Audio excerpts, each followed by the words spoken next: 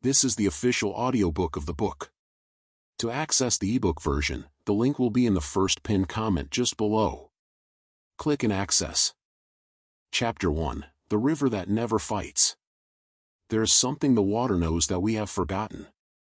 I watch it now, as I have watched it for countless seasons, flowing around the ancient stones in this mountain stream. The boulder that seemed so immovable yesterday has small grooves carved into its face, gentle indentations made not by force, but by the patient kiss of flowing water. The river never attacks the stone. It simply continues being what it is, and in that authentic persistence, it transforms everything it touches. You and I, we have been taught differently. We've learned to push against our obstacles, to force our way through resistance, to grip our lives so tightly that our knuckles turn white. We measure our worth by how hard we can struggle, how much pressure we can endure, how many hours we can push through exhaustion. But what if the very struggle itself is the source of our suffering? This morning, perhaps you woke to the familiar weight of urgency. Your phone buzzed with notifications before your feet touched the floor. Your mind began its daily inventory of everything that needs controlling, managing, fixing. The world demands your immediate attention, and you've learned to respond with the tension of a drawn bow, always ready to fight the next battle in your endless war against chaos. But chaos is not your enemy, it is your dance partner. I have spent lifetimes observing this dance between order and disorder, watching how nature moves in perfect harmony with uncertainty. The oak tree doesn't resist the storm, it bends with it, finding stability not in rigidity but in flexibility. The river doesn't fight the rocks, it finds the spaces between them, carving new paths with the gentle insistence of time and patience. 25 centuries ago, when the world seemed simpler but the human heart faced the same complexities, I discovered something that changed everything, the secret of Wu Wei, the art of effortless action. It's not about becoming passive or resigned. It's about discovering the difference between forcing and flowing, between struggling and allowing, between the exhausting effort to control and the powerful choice to respond. Right now, as you read these words, you're already practicing Wu Wei without knowing it. You're not forcing comprehension, you're allowing meaning to arise naturally. You're not fighting the text, you're flowing with it. Your breath moves without your conscious control, your heart beats without your management, your body maintains its complex balance without your micromanagement. You are already living proof that the most essential things happen not through force, but through trust in natural rhythms. The ancient masters understood what we're remembering now, that our greatest strength comes not from our ability to control everything, but from our capacity to move skillfully with what cannot be controlled. They called this the Way, the Tao, the fundamental pattern that governs both the movement of stars and the stirring of your heart when something true touches you. This is your invitation to remember what the water knows. Not to abandon your responsibilities or your goals, but to discover how much more effectively you can move toward them when you stop exhausting yourself in opposition to the natural flow of life. Over these pages, we'll explore together how this ancient wisdom transforms modern challenges. How the executive who learned to lead like bamboo, flexible but unbreakable, saw her team's creativity flourish. How the overwhelmed parent discovered that controlling less actually created more peace at home. How the artist found his greatest creations in the spaces where he stopped trying so hard. But first, this moment of recognition, you are already perfect at working with natural forces. When you laugh, you don't manufacture joy, you allow it. When you fall asleep, you don't force unconsciousness, you surrender to it. When you love someone, you don't create the feeling through effort, you open to what's already flowing through you. Moments for reflection. Notice right now how your breath moves without your effort. What would it mean to trust other areas of your life with this same natural intelligence? When in your life have you experienced the most ease and effectiveness? Were you forcing, or were you flowing? Practice. For the next 3 days, simply observe water whenever you encounter it. Whether it's rain on your window, coffee pouring into your cup, or water flowing from your faucet, pause and notice how it moves. Ask yourself, what is the water teaching me right now about moving through my own day? Don't analyze, just observe and allow whatever wisdom wants to surface. The river that never fights has been flowing toward you all your life. It's time to step into its gentle, irresistible current. Chapter 2: The Traveler Lost in the Forest. I see you there, holding this book, perhaps stealing a moment between meetings, or late at night when the house finally quiets. Your shoulders carry the weight of 1,000 small urgencies, and behind your eyes lives a kind of tiredness that sleep alone cannot cure. I know you well, dear friend, because I have watched this same weariness spread across faces for countless generations, though now it wears the particular mask of our rushing age. You are not broken. You are not failing at life. You are simply a traveler who has been walking so fast, for so long, that you have forgotten why you began the journey in the first place. Let me paint a picture of where you might find yourself today. Perhaps you wake each morning to the sharp intrusion of an alarm, your nervous system jolting from rest into immediate action. Before your feet touch the floor, your mind is already 3 hours ahead, rehearsing conversations, calculating time, measuring the gap between what needs to be done and what feels possible. The day begins not with greeting, but with wrestling. This is what I call the weight of urgency constant, this feeling that you are always, perpetually, behind. That somewhere there exists a mythical place called caught up, and if you could just push a little harder, plan a little better, sleep a little less, you might finally arrive there and breathe. But urgency has become your ambient weather, the background hum of your existence. Even in moments of supposed rest, part of you remains coiled, ready to spring into action, scanning for the next emergency that surely must be approaching. I watch you check your phone while brushing your teeth, answer emails while your coffee grows cold, think about work problems while your loved ones speak to you. This is not because you are rude or disconnected. It is because you have been trained, by a culture that profits from your anxiety, to believe that your worth depends on your perpetual availability to crisis. But here is what that culture will never tell you: the urgency is largely an illusion. Most of what feels desperately important today will be forgotten by next month.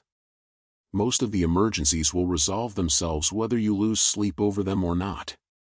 The rushing is not getting you ahead, it is getting you lost.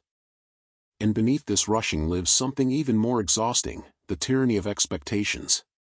You carry not just your own hopes for your life, but the inherited dreams of your parents, the unspoken demands of your profession, the curated aspirations you absorb from social media, the shoulds and musts that accumulate like dust in the corners of your consciousness. You should be further along in your career by now. You should be a better partner, parent, friend. You should have more energy, more patience, more clarity about what you want. You should have figured out by now how to have it all together, how to be the person who glides through challenges with grace and wisdom. The pressure of these shoulds creates a constant background tension, like a guitar string wound too tight, always on the verge of snapping. I see you in those quiet moments, perhaps while waiting in line, or in the brief pause between tasks, when the performance drops and something in your face reveals the truth: you are tired of trying so hard to be who you think you should be. There is a tender exhaustion there, the weariness of a soul who has been holding its breath for too long. Listen closely now. Beneath your awareness, there is another voice always speaking. It begins the moment you open your eyes and continues until sleep finally grants you reprieve. This is the noise internal incessant, the running commentary of your mind, narrating, judging, planning, worrying, rehearsing, reviewing. It sounds like this. Okay, so today I need to finish that report, call mom back, figure out what's wrong with the car, remember to pick up milk, try to get to the gym even though I'm already exhausted, respond to those texts I've been avoiding, pretend I'm fine in that meeting even though I have no idea what I'm doing, somehow find time to think about what I actually want from life. This voice promises to help you stay on top of everything, but instead it keeps you on top of nothing. It creates the illusion of productivity while actually preventing you from ever being fully present to any single moment. You find yourself constantly elsewhere, reliving yesterday's mistakes or rehearsing tomorrow's challenges, missing the only moment in which you actually have any power, this one. The cruel irony is that in trying to think your way to peace, you create more chaos. In trying to control your way to security, you generate more anxiety. In trying to perform your way to love, you move further from your authentic self. And so you seek balance, which sounds so reasonable, so achievable. You read articles about work-life balance, try to optimize your schedule, download apps to help you be more mindful, attempt to portion out your energy more efficiently. But something strange happens: the more you chase balance, the more unbalanced you feel. This is what I call the busca por equilibrio que disequilibra, the search for balance that creates more imbalance. This happens because you are trying to fix a spiritual problem with mechanical solutions. You are attempting to organize your way into peace, to schedule your way into presence, to optimize your way into joy. But peace is not a project to be managed. Presence is not a goal to be achieved. Joy is not a result to be produced.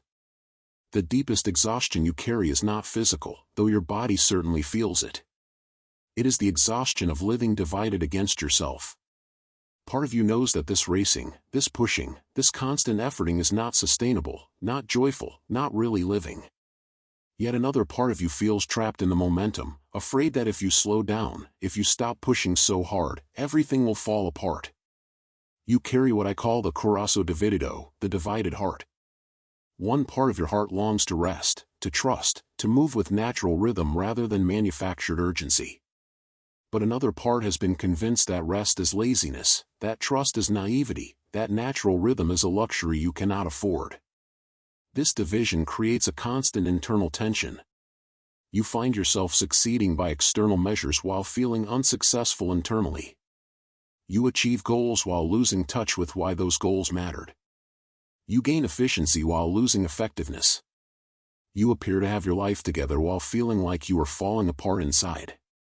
Even in your moments of greatest achievement, the promotion, the recognition, the completion of something you worked so hard for, there is often a hollow echo instead of the satisfaction you expected. This is the sed de algo más profundo, the thirst for something deeper. You have been drinking from streams that promise to quench your thirst but leave you somehow more parched than before. Perhaps you have noticed this in the pause after reaching a goal you thought would change everything. The new job that was going to solve your career dissatisfaction but brings new forms of stress. The relationship that was going to complete you but reveals new depths of your own incompleteness. The achievement that was going to prove your worth but leaves you wondering what you need to prove next. This is not because you are ungrateful or because your goals were wrong. It is because you have been seeking external solutions to internal longings. You have been trying to earn your way into peace, achieve your way into contentment, accumulate your way into fulfillment. But here is what I want you to know, what I have learned from watching the human heart across centuries of striving: the peace you seek is not at the end of your to-do list. The contentment you long for is not waiting on the other side of your next success. The sense of being enough that you crave is not something you can earn or prove or accumulate. These gifts are already present, already available, already yours. They are not absent, they are simply buried beneath layers of urgency, expectation, mental noise, and the exhausting effort of trying to be other than what you naturally are. The journey we are beginning together is not about adding more to your life.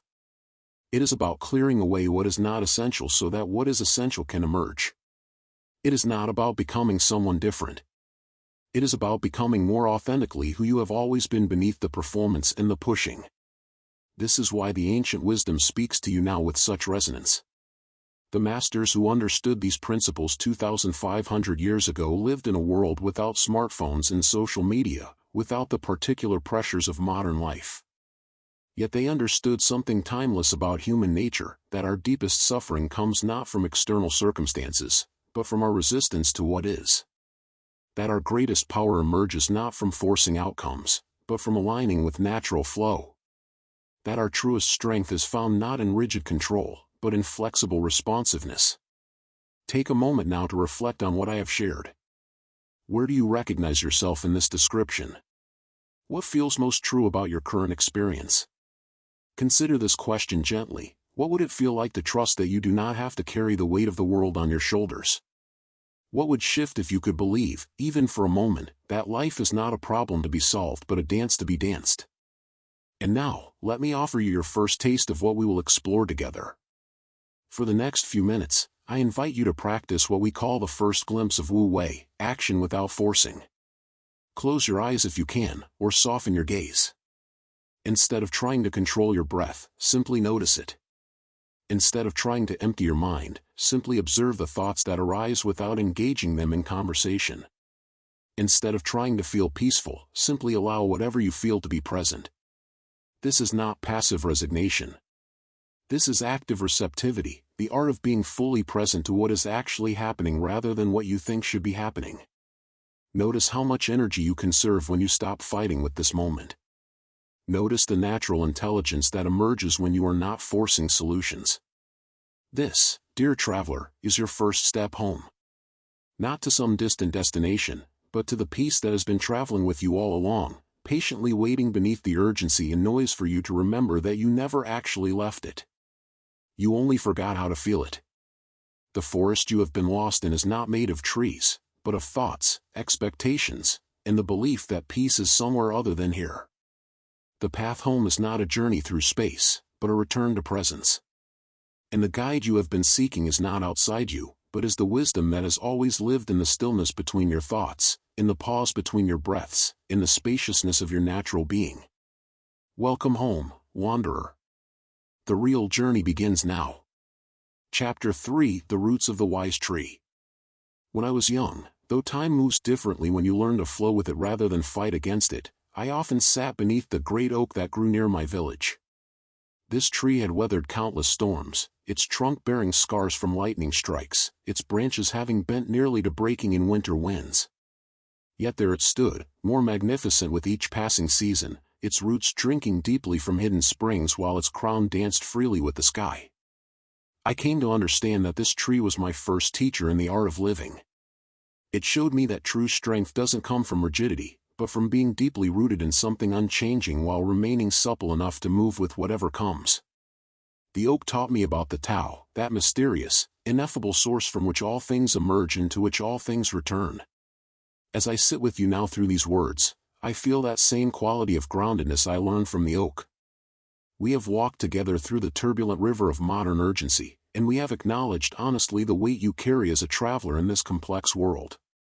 Now it is time to sink our roots deep into the nourishing earth of understanding. Not the kind of understanding that fills your mind with more concepts to juggle, but the kind that settles into your bones like warmth from a fire, becoming part of you. The principles I want to share are not exotic ornaments to decorate your life. They are like the elements, water, air, earth, fire, so fundamental that once you truly see them, you realize they have been with you always. You have simply been too busy rushing past to notice their quiet presence, their patient invitation to come home to yourself. The Tao, the source that cannot be grasped. There is something that exists before heaven and earth, something complete and perfect in itself, yet always giving birth to new forms. It flows through all things but cannot be contained by any single thing. The ancient ones called it Tao, the way, though any name we give it is like trying to capture the wind in our cupped hands. I remember the morning when this understanding first settled into me. I had been struggling for months with a question about the nature of existence, turning it over and over in my mind like a stone worn smooth by worry. I was walking at dawn, my feet following a path worn by countless others, when I suddenly realized I was no longer thinking about walking, I was simply walking. My body knew the way without my mind having to direct each step. The path beneath my feet, the rhythm of my breathing, the gradual brightening of the sky, all of it was flowing together in perfect coordination without anyone being in charge. In that moment, I glimpsed the Tao. Not as an idea to understand, but as the very aliveness that was walking through me, breathing through me, being through me. It was the intelligence that kept my heart beating while I slept, that guided my words when I spoke from truth rather than from strategy, that brought exactly the right people into my life at precisely the right moment. This is what I mean when I speak of the Tao as the source. It is not a distant God ruling from above, nor is it an abstract philosophical concept. It is the intimate presence that is closer to you than your own breath. It is what remains when you stop trying to be someone and simply allow yourself to be. In your modern world, you might glimpse it in moments when time seems to stop, when you're completely absorbed in something you love, when you're holding a sleeping child, when you're watching sunset paint the sky in impossible colors. The Tao is what makes your morning coffee taste different when you're present versus when you're already rushing toward your first meeting. It's what changes the quality of your listening when you stop preparing what you'll say next and simply receive what's being offered. It's the difference between forcing a solution and allowing a solution to emerge. Yin and Yang, the dance of opposites in daily life. perhaps no symbol has been more misunderstood in its journey from ancient wisdom to modern decoration than the gentle dance of yin and yang.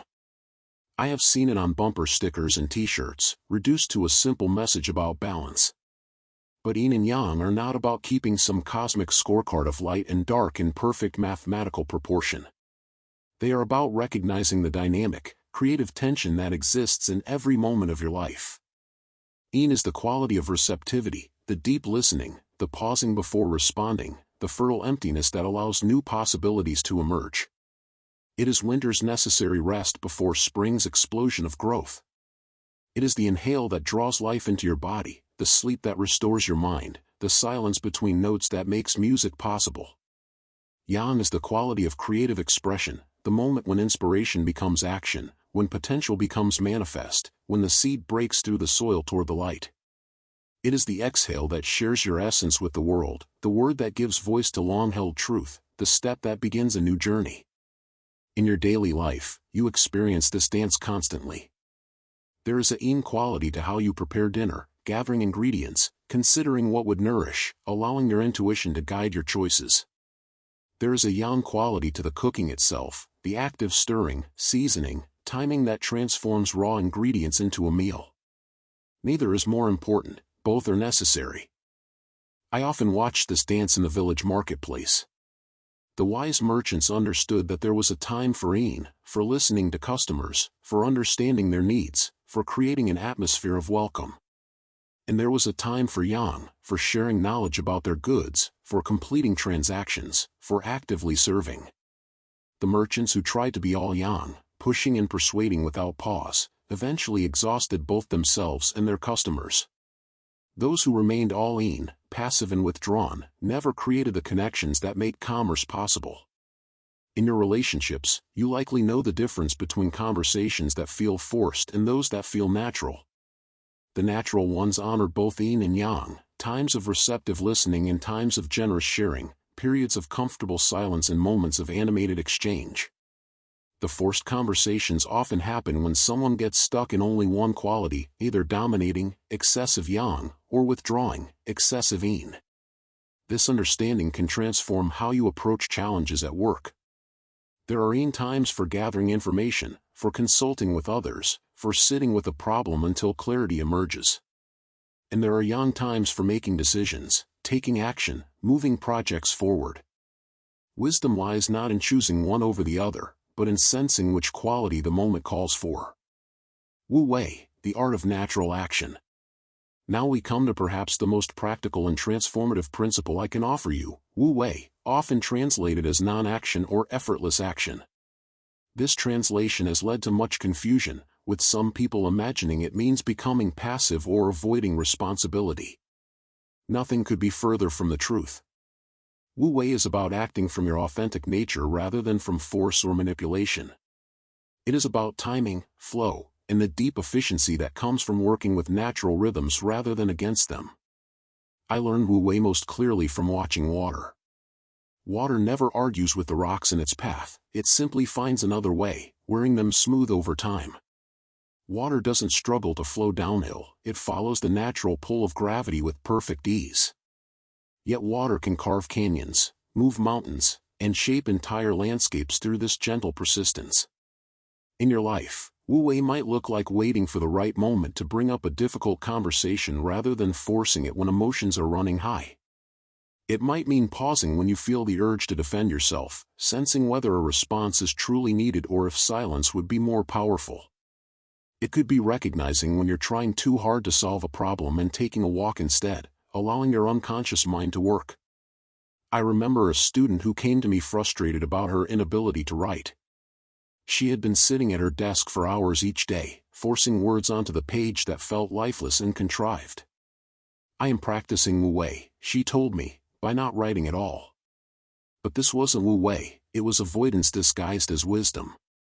I suggested she try a different approach. Each morning, she would sit with her writing materials and wait, not with the desperate waiting of someone demanding inspiration, but with the relaxed attention of a fisherman by a quiet stream. When a genuine impulse to write arose, she would follow it for as long as it lasted. When it faded, she would stop, trusting that it would return. Within weeks, her writing transformed. Not because she had learned new techniques or forced herself to be more disciplined, but because she had learned to distinguish between genuine creative impulse and the frantic activity that comes from anxiety about productivity. Wu Wei in your professional life might mean preparing thoroughly for a presentation, then trusting yourself to respond authentically to questions rather than trying to control every aspect of the interaction. It might mean working diligently on a project while holding the outcome lightly, knowing you can only control your effort, not the results. Te, the power that needs no force. As you begin to live more from Wu Wei, you may notice that your influence with others begins to change. This is the emergence of Te, often translated as virtue or power, but really meaning the natural authority that comes from being authentically yourself. Te is not power over others, but power with and through others. It is the kind of presence that makes people feel more themselves when they are with you. I have known leaders who ruled through fear and manipulation, and others who guided through the magnetic pull of their authentic presence. The first type exhausted themselves maintaining control through constant vigilance and force.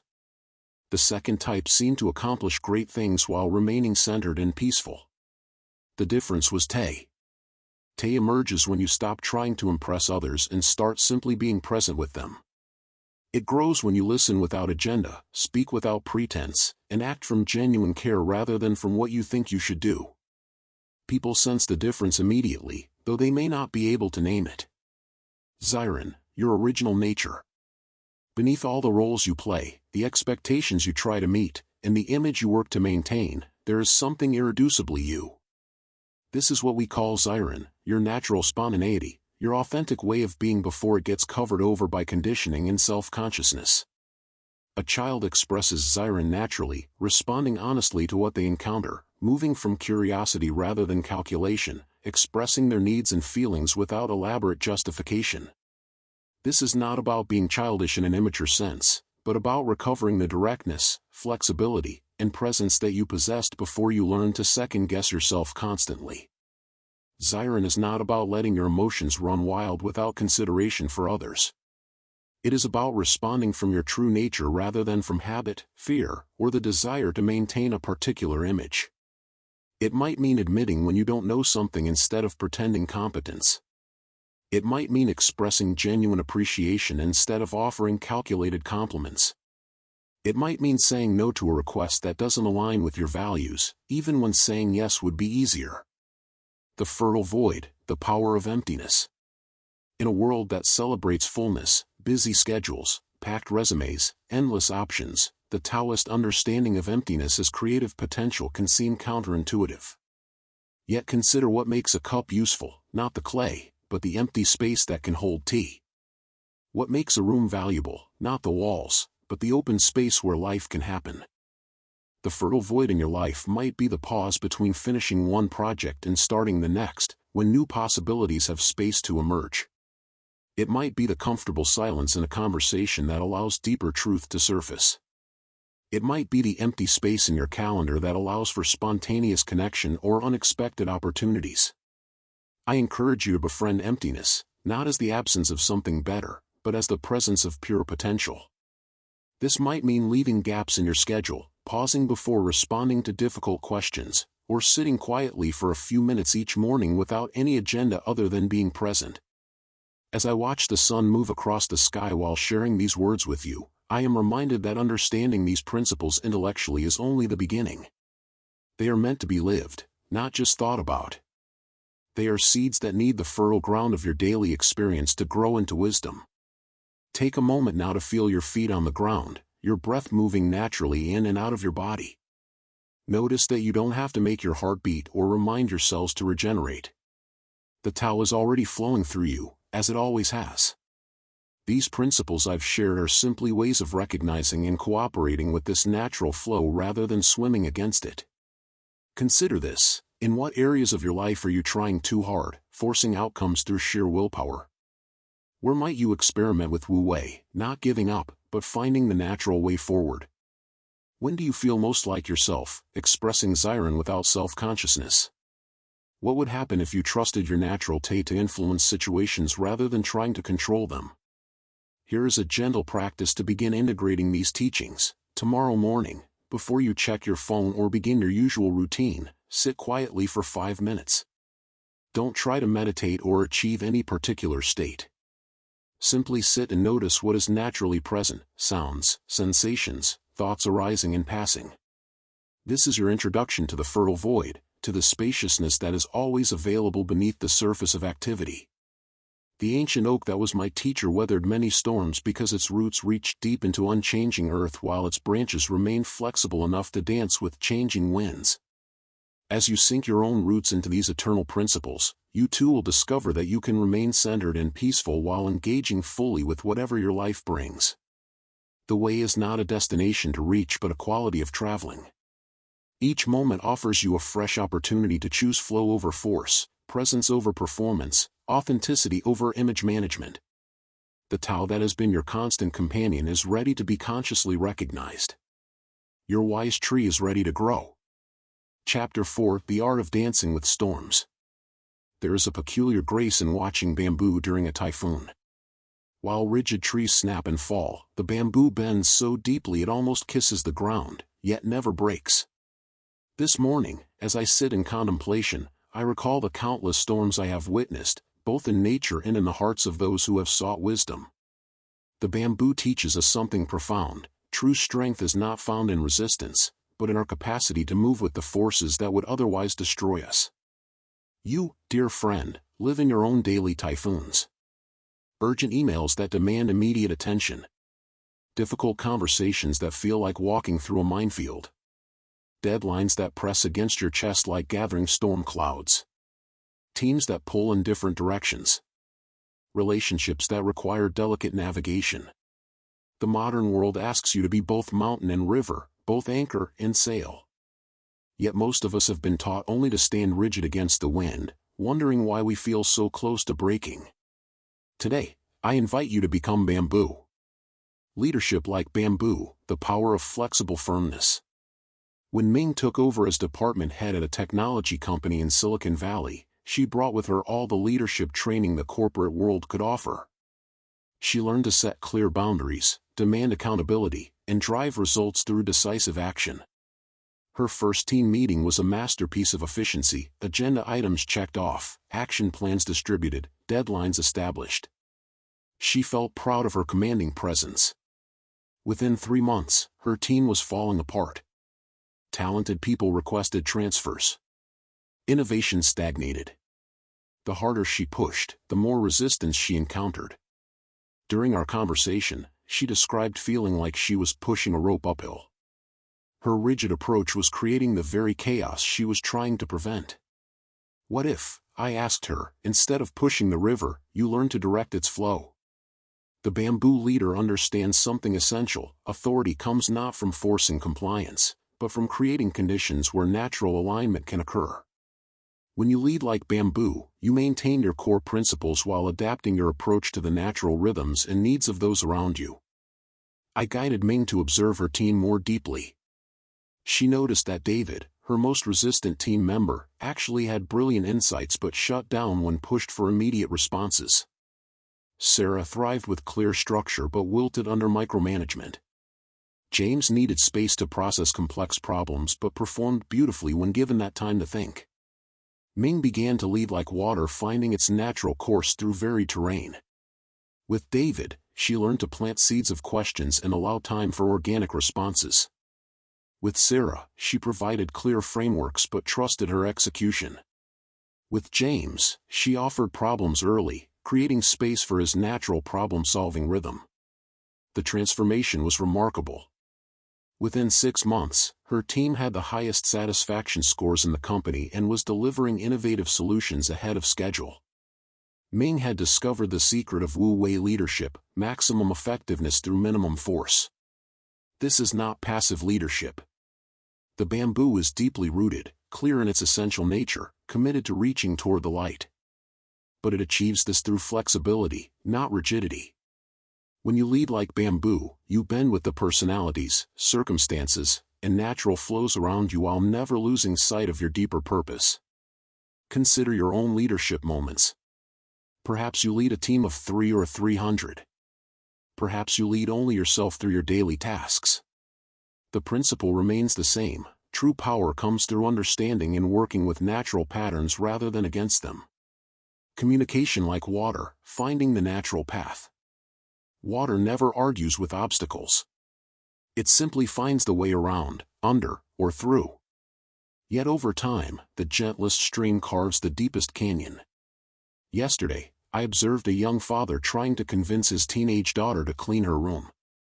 His approach was like a battering ram against a fortress wall: logical arguments, reasonable expectations, clear consequences. The daughter's resistance only grew stronger with each rational point he made. "Dad," she finally said, "you're not listening to me. You're just waiting for your turn to talk." In that moment, both father and daughter touched something profound about human communication. Most of our conversations are not rivers meeting rivers, but two separate streams trying to convince the other to flow uphill. We speak past each other rather than with each other. Water-like communication begins with deep listening, not listening for the pause where you can insert your point, but listening for the deeper current beneath someone's words. When someone speaks, they are revealing not just information, but their inner landscape.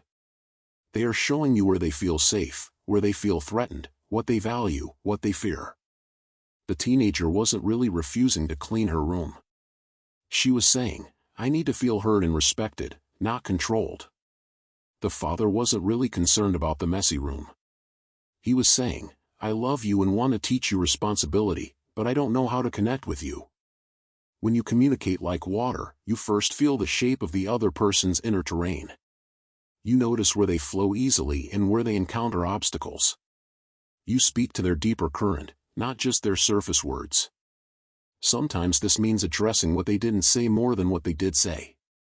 I remember Elena, a project manager who was struggling with a team member named Robert. Every time she tried to discuss project deadlines, Robert would become defensive and dismissive. Their conversations felt like two rocks colliding. Elena decided to practice water-like communication. Instead of starting with deadlines, she began by asking Robert about his experience with the project. She listened for the current beneath his words. Soon she discovered that Robert felt overwhelmed by competing priorities from different departments. His defensiveness wasn't about her requests, it was about feeling pulled in too many directions without support.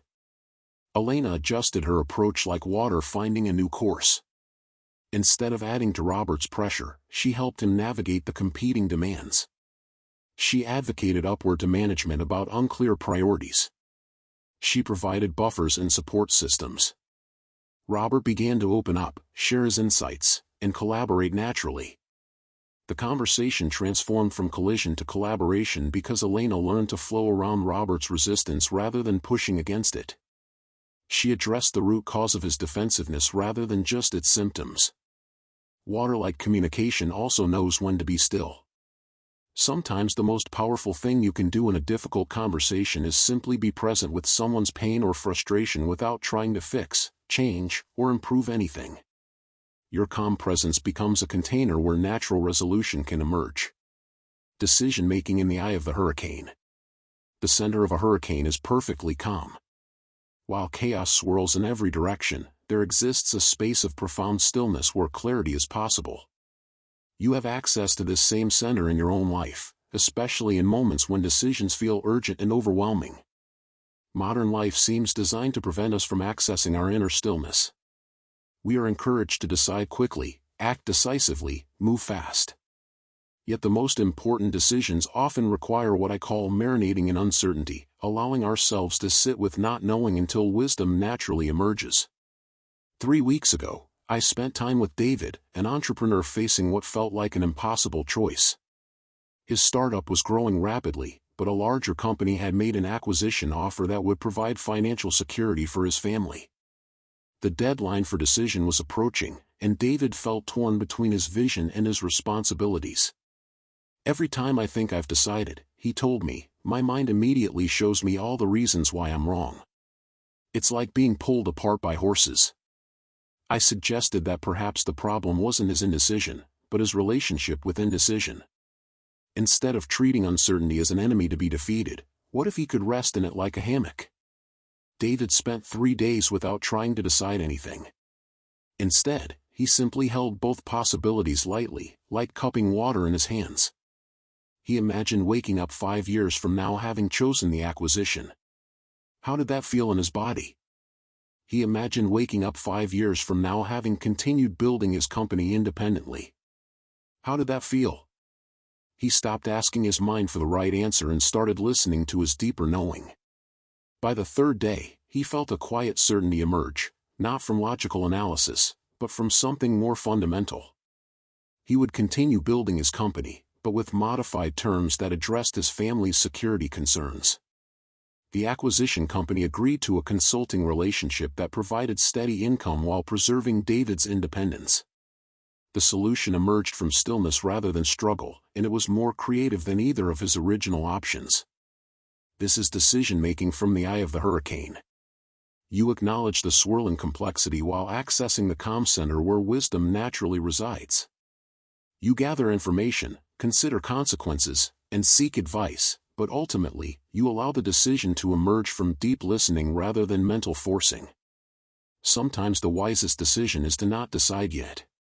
Sometimes it's to make a small reversible choice and see what emerges. Sometimes it's to ask different questions entirely. The key is learning to distinguish between the urge of pressure to decide and the natural timing of genuine clarity. Relationships as gardens, cultivating authentic connection. A master gardener never forces flowers to bloom. She creates conditions where blooming becomes natural: proper soil, adequate water, sufficient light, protection from harsh elements.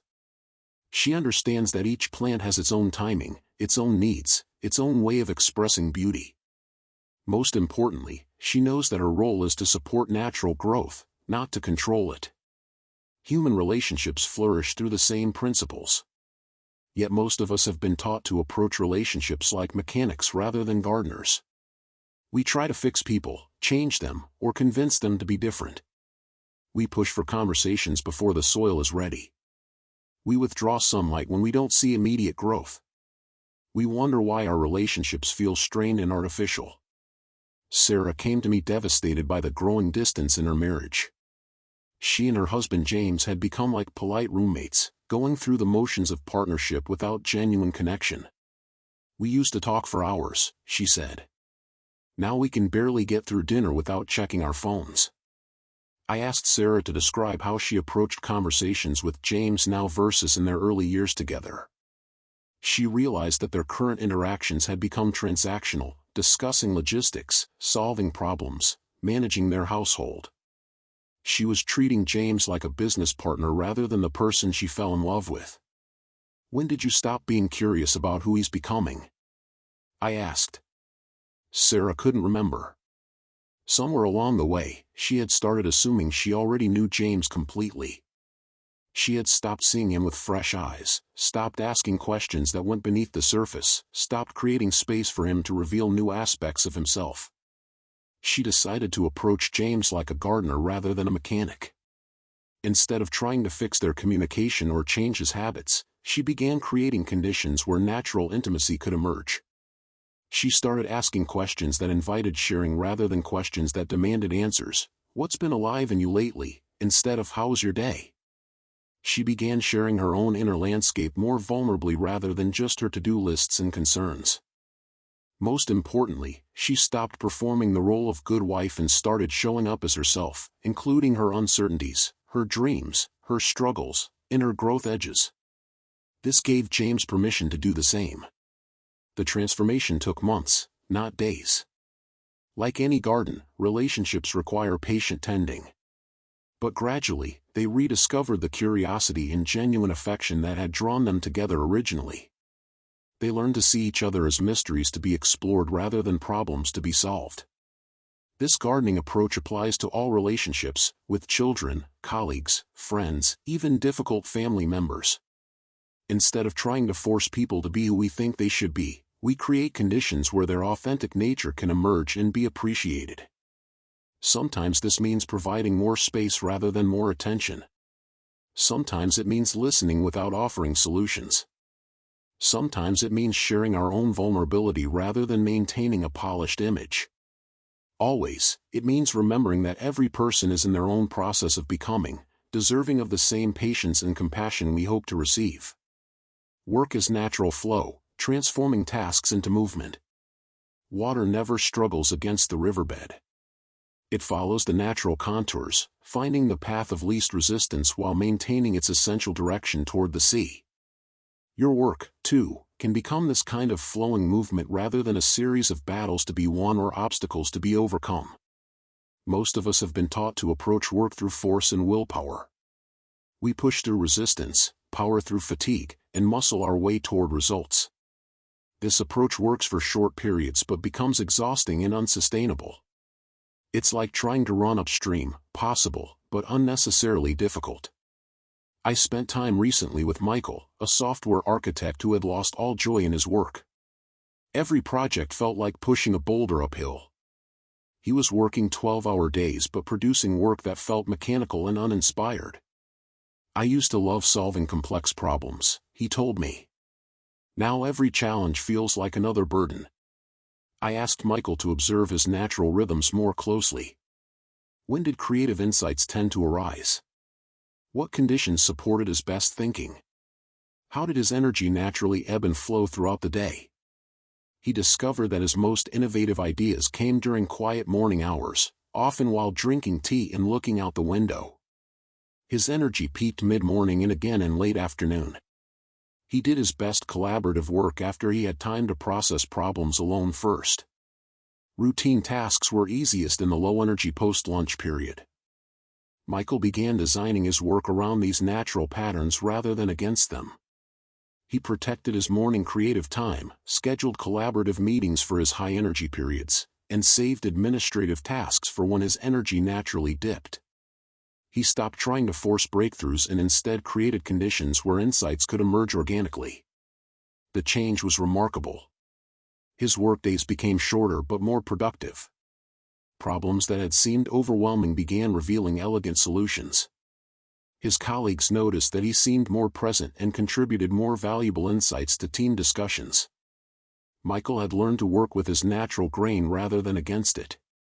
Like water finding its course, he discovered that the most efficient path was often the most natural path. This principle extends beyond individual work rhythms to entire projects and organizations. Natural workflow involves understanding the organic phases of creative processes, the time for gathering information, the time for letting ideas percolate, the time for focused execution, and the time for reflection and integration. It means recognizing that some problems are not ready to be solved yet and need more time to ripen. It means understanding that teams, like ecosystems, have their own natural dynamics that can be supported but not forced. It means approaching challenges with curiosity rather than aggression, seeking to understand the natural patterns at play before trying to change them. When you work like flowing water, effort becomes graceful rather than grinding.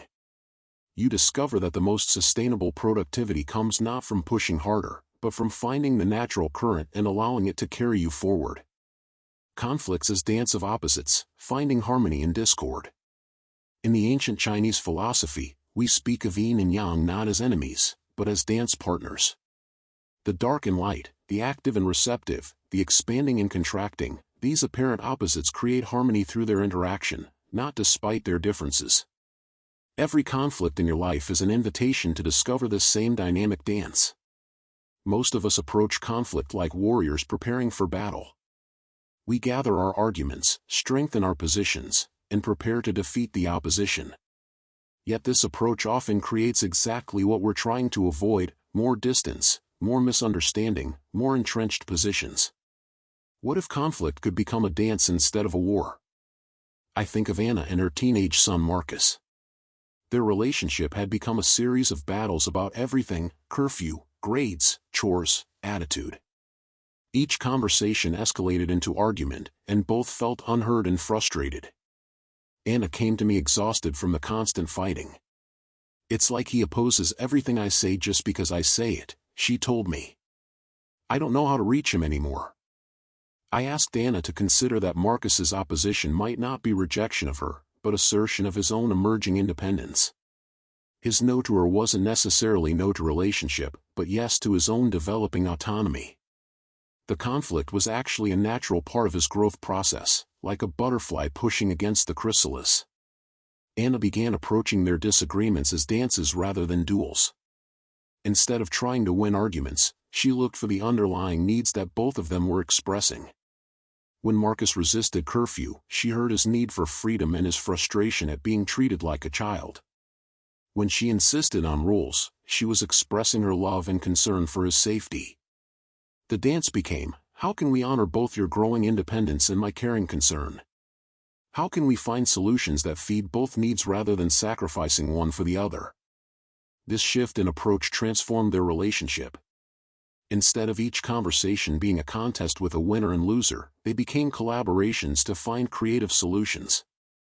Marcus began volunteering information about his whereabouts because he felt trusted rather than controlled. Anna relaxed her grip because she felt heard rather than dismissed. The same principle applies to workplace conflicts, disagreements with friends, and even internal conflicts within yourself. Every opposition contains hidden wisdom about needs that want to be honored, values that want to be expressed, or aspects of truth that want to be included. When your colleague challenges your proposal, instead of defending your position, you might ask, what important perspective are you bringing that I haven't considered? When you feel torn between competing desires, instead of forcing a choice, you might ask, how can both of these needs be honored in some way? The dance of opposites requires what I call both/and thinking rather than either/or thinking. Instead of seeing conflict as something to resolve quickly, you learn to stay present with the creative tension until new possibilities emerge. Like a river finding its way around a boulder, you discover paths that seemed impossible when you were thinking in terms of going through or turning back. This doesn't mean avoiding all boundaries or accepting everything. Sometimes the dance requires clear limits. Sometimes it requires saying no with firmness and compassion. But even these boundaries can be expressions of harmony rather than warfare, ways of honoring what matters most while respecting the other person's dignity and autonomy.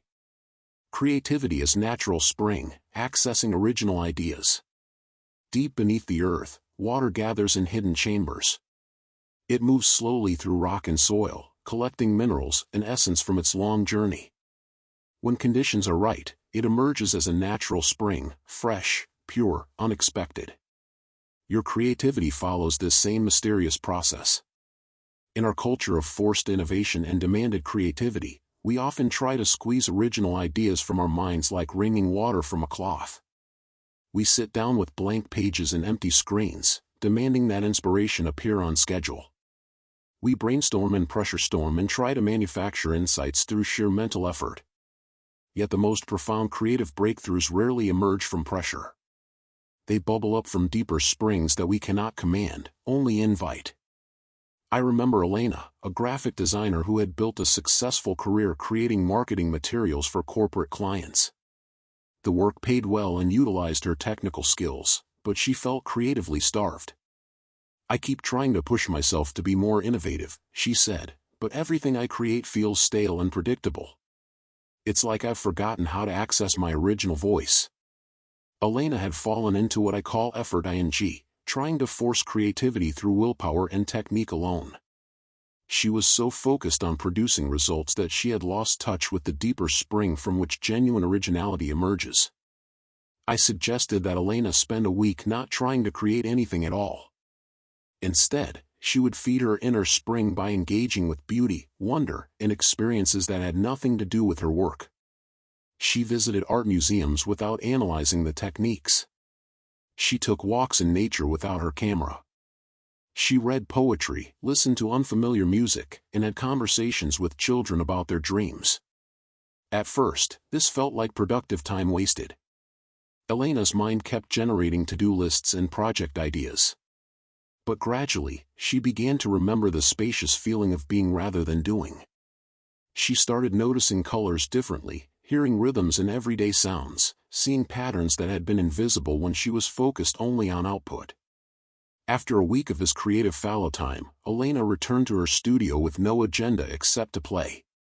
She began experimenting with techniques that had nothing to do with commercial design, finger painting like a child, cutting up magazines randomly, creating collages with her eyes closed. She wasn't trying to make anything good or useful, just allowing her hands to move and see what wanted to emerge. From this playful experimentation, a new style began to develop, one that incorporated organic textures and unexpected color combinations.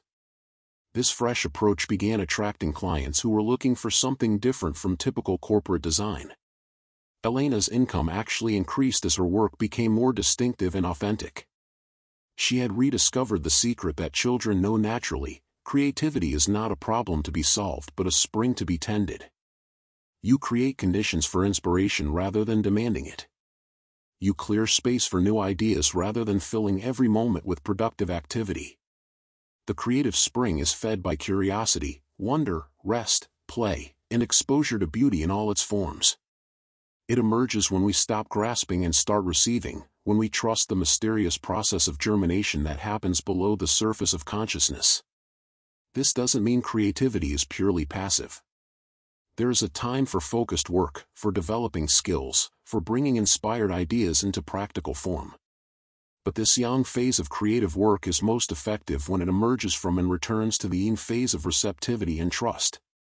When you feel creatively stuck, instead of pushing harder, try stepping back and asking, how can I nourish my inner spring? What would feed my sense of wonder? What would help me remember the joy of making something just for the pleasure of making it? The answer might be a walk in the woods, a conversation with an interesting stranger, a nap in the afternoon sun, or time spent with your hands in garden soil. Creativity, like water, has its own underground schedule. Your job is not to control it, but to create conditions where it can emerge naturally and flow freely. As this day of exploration draws toward evening, I invite you to pause and feel the subtle shifts that have occurred in your understanding. Perhaps you notice a softening around the edges of old struggles. Perhaps you sense new possibilities in relationships that had felt stuck. Perhaps you recognize that many of the battles you've been fighting are actually dances waiting to be discovered. Moments for reflection: how might your leadership style change if you truly trusted that others want to contribute their best when conditions support their natural strengths? Where in your life are you pushing against doors that might open easily if approached differently? What would become possible in your most challenging relationship if you saw the other person as a mystery to be appreciated rather than a problem to be solved? Practice for today: choose one situation in your current life that feels difficult or stuck. Instead of planning how to fix or change it, spend 10 minutes simply observing it with the same curiosity you might bring to watching clouds form and reform in the sky. Notice what you see when you're not trying to solve anything. What wants to emerge from this spacious attention?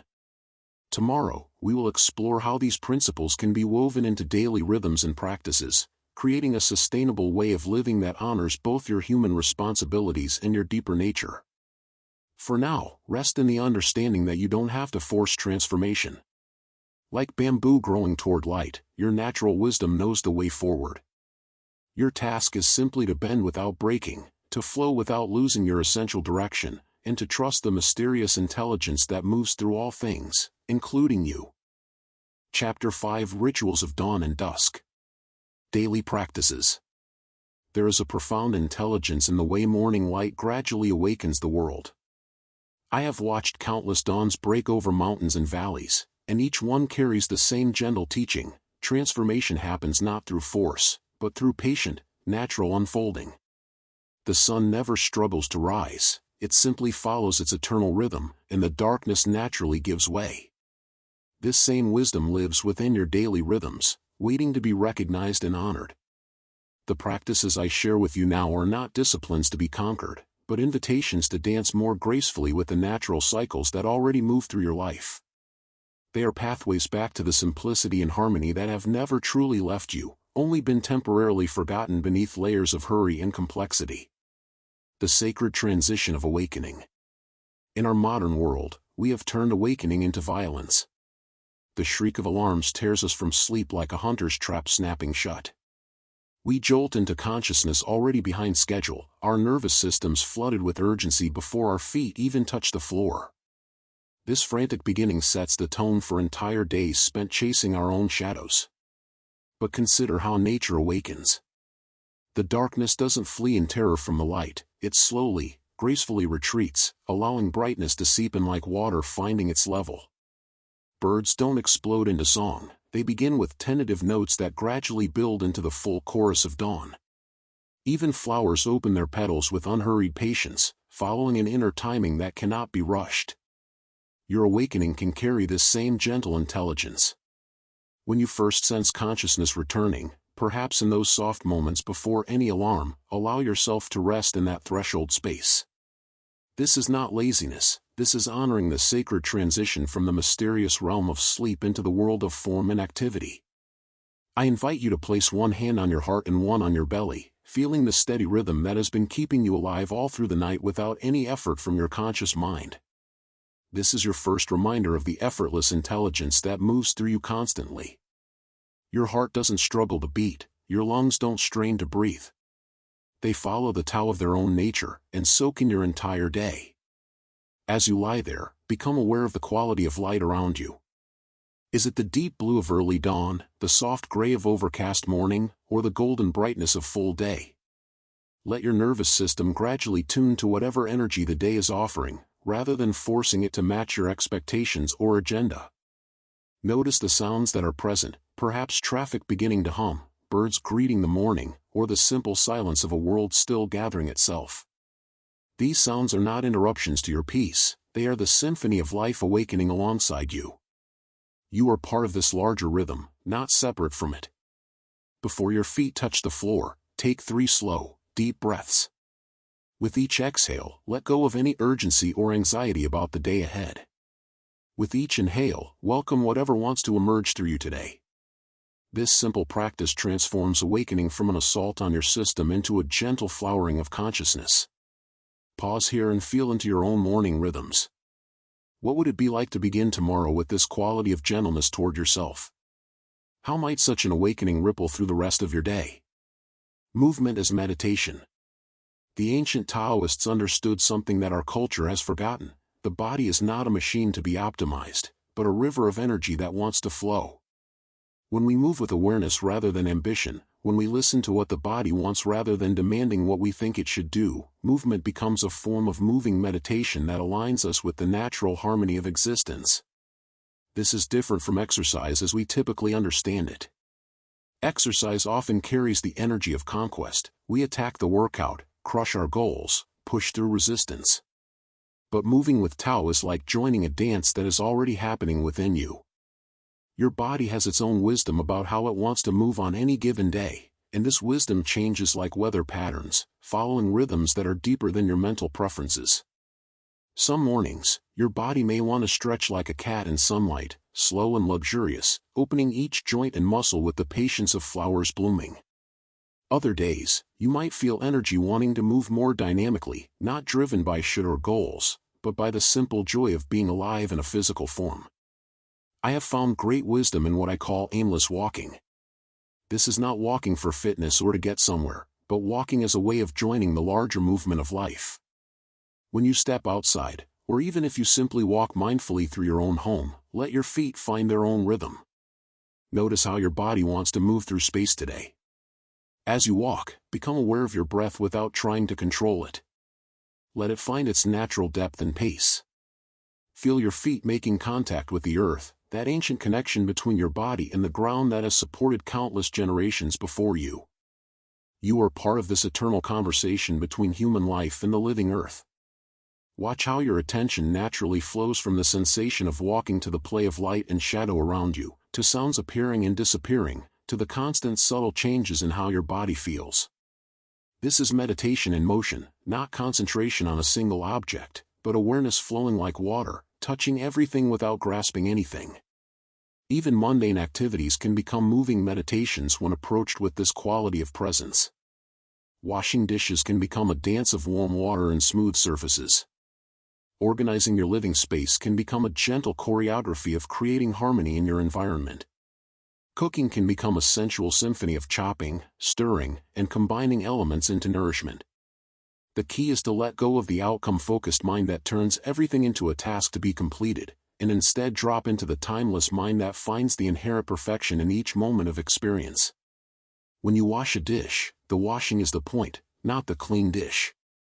When you walk, the walking is the point, not the destination. Feel into how your body wants to move right now. What would it be like to honor that impulse rather than ignoring it? How might moving with awareness instead of agenda shift your relationship with your own physical presence? Breath is the bridge between worlds. Among all the practices that can reconnect us with natural harmony, conscious breathing is perhaps the most immediately available and profoundly transformative. Your breath is always with you, always in the present moment, always bridging the voluntary and involuntary aspects of your being. It is the most intimate teacher of Wu Wei, the art of acting without forcing. Watch a sleeping child breathe, and you will see the Tao in motion. The belly rises and falls with oceanic rhythm, completely natural, requiring no mental management. This is your original breathing pattern, the one you were born with before anxiety and hurry taught your breath to become shallow and confined to the upper chest. In Taoist tradition, we speak of breath as the vehicle of qi, the life force that animates all existence. When breath flows freely and naturally, qi flows freely. When breath becomes constricted or forced, qi becomes blocked, and we experience this as tension, fatigue, or emotional turbulence. But you don't need to understand the theory to experience the transformation. Simply returning to natural breathing is returning to natural harmony. Find a comfortable position where your spine can be upright but not rigid, like a tree growing toward light while staying rooted in earth. Place one hand on your chest and one on your belly. Begin to breathe in a way that gently expands the lower hand while keeping the upper hand relatively still. This is not forced deep breathing, but rather allowing breath to fill your body from the bottom up, like water filling a vessel.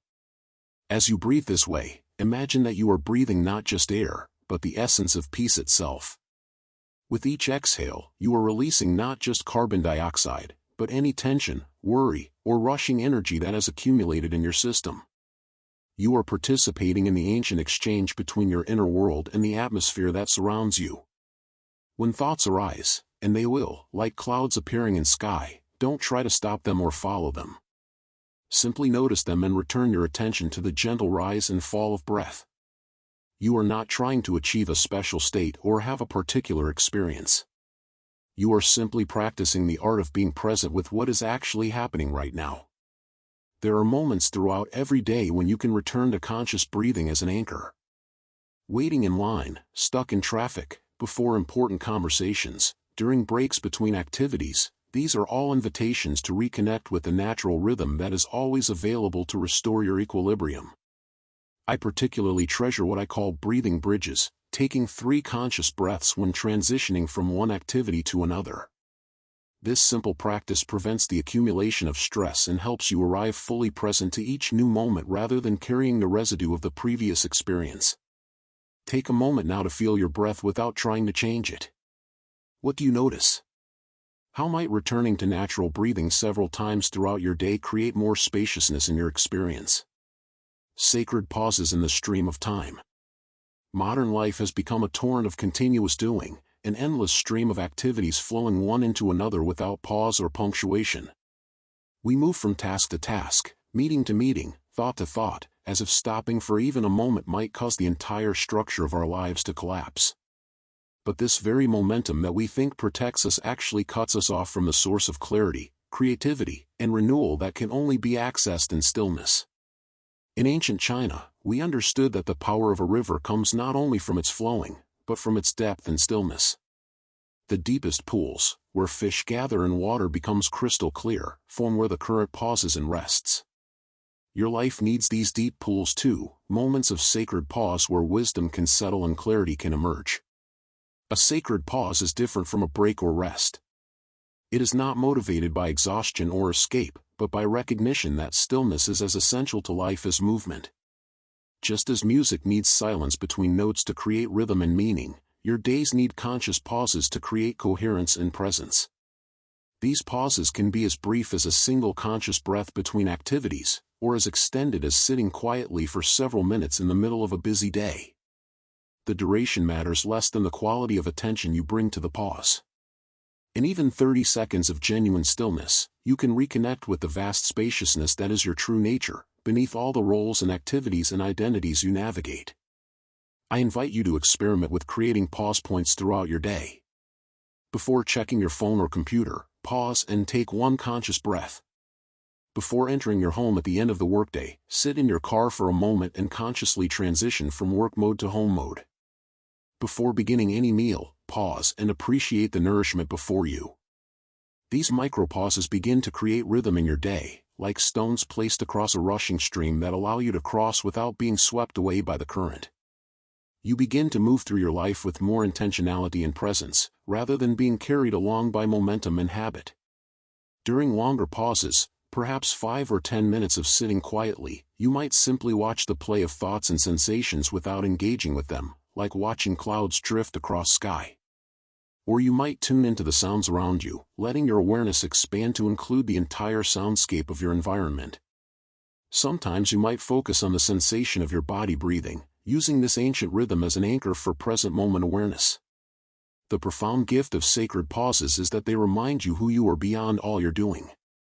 In stillness, the essential you that exists prior to all roles and responsibilities can be felt and remembered. This is not emptiness or vacancy, but fullness, the pregnant stillness from which all creativity and genuine action arise. Where in your current daily rhythm could you naturally insert moments of sacred pause? What draws you towards stillness, and what pulls you away from it? Evening is the teacher of letting go. Just as morning teaches us about gentle beginnings, evening offers its own profound wisdom about completion and release. Yet in our culture, we often treat evening as simply more day. We continue working, consuming, and stimulating ourselves right up until the moment we collapse into bed, wondering why sleep feels more like unconsciousness than restoration. The natural world shows us a different way. As light begins to soften and fade, birds return to their nests, flowers close their petals, and a quality of gathering and settling pervades the landscape. There is no struggle against the approaching darkness, no attempt to extend the day beyond its natural boundaries. Instead, there is a graceful surrendering to the rhythm that has governed life for millions of years. Your evening can carry this same wisdom of natural completion. Rather than seeing the end of day as something to resist or fill with stimulation, you can learn to welcome it as a time for integration, gratitude, and gentle transition toward rest. Begin this transition while there is still some natural light available. If possible, step outside and simply witness the changing quality of illumination. Notice how colors shift and soften, how shadows lengthen, how the energy of the day gradually transforms into the energy of evening. You are part of this larger rhythm, not separate from it. As you move through your evening activities, preparing and sharing food, tidying your living space, connecting with loved ones, see if you can bring a quality of unhurried presence to these simple acts. Let them become rituals of completion rather than chores to be rushed through. I have found great wisdom in what I call the practice of gathering the day. Before sleep, I take a few minutes to mentally review the day that is ending, not with judgment or analysis, but with gentle acknowledgement. I recall moments of joy, difficulty, learning, and connection. I offer gratitude for experiences that nourished me and compassion for moments when I struggled or made mistakes. This is not about evaluation or improvement, but about completion. Just as you might gather tools at the end of a day of gardening, you can gather the experiences of your day and acknowledge them before letting them go. What served you can be appreciated, what didn't serve can be released with kindness toward yourself. Sometimes I write these reflections in a journal, but often I simply hold them in awareness while breathing consciously. The key is the quality of gentle acknowledgement, recognizing the fullness of your human experience without trying to fix or change anything about it. As you prepare your body for sleep, let each activity become a small ritual of care. Washing your face can become a baptism, washing away the accumulated energies of the day. Changing into comfortable clothes can become a shedding of roles and identities, returning to the simplicity of just being yourself. Arranging your sleeping space can become creating a sanctuary for the profound mystery of restoration that is about to unfold. How do you currently transition from day into evening? What would it feel like to approach this transition as a sacred time rather than simply the end of productivity? Nourishment as communion. Food is one of our most frequent opportunities to practice presence and gratitude, yet it has become one of the most unconscious activities in modern life. We eat while working, while driving, while scrolling through screens, treating nourishment as fuel to be consumed rather than a sacred exchange with the web of life that sustains us. In Taoist understanding, eating is a form of communion, not only with the plants and animals that give their life force to sustain yours, but with the earth, water, sunlight, and countless hands that brought this nourishment to your table. When you eat with awareness, you participate consciously in the great circulation of energy that connects all life. This begins before you even sit down to eat. When you shop for food, you can practice choosing with awareness, not just for nutrition or convenience, but tuning into what your body actually wants and needs today. Your body has its own wisdom about nourishment that goes beyond dietary rules or mental concepts about what you should eat. As you prepare food, whether elaborate cooking or simple assembly, you can let this become a meditation in itself. Feel the textures of ingredients, notice the colors and aromas, appreciate the transformation that happens as raw materials become a meal. You are participating in an ancient alchemy that connects you to every human who has ever prepared food with care. Before eating, take a moment to pause and acknowledge what is before you. This doesn't need to be formal or religious, it can be as simple as a breath of gratitude or a moment of appreciation for the nourishment you are about to receive. You are about to take in energy that will literally become part of your body, and this deserves recognition. As you eat, practice what I call tasting meditation. Take your first few bites slowly, actually paying attention to flavors, textures, temperature. Notice how taste changes as you chew, how your body responds to different foods, how hunger gradually transforms into satisfaction. You are having a conversation with your food, and both speaking and listening are important.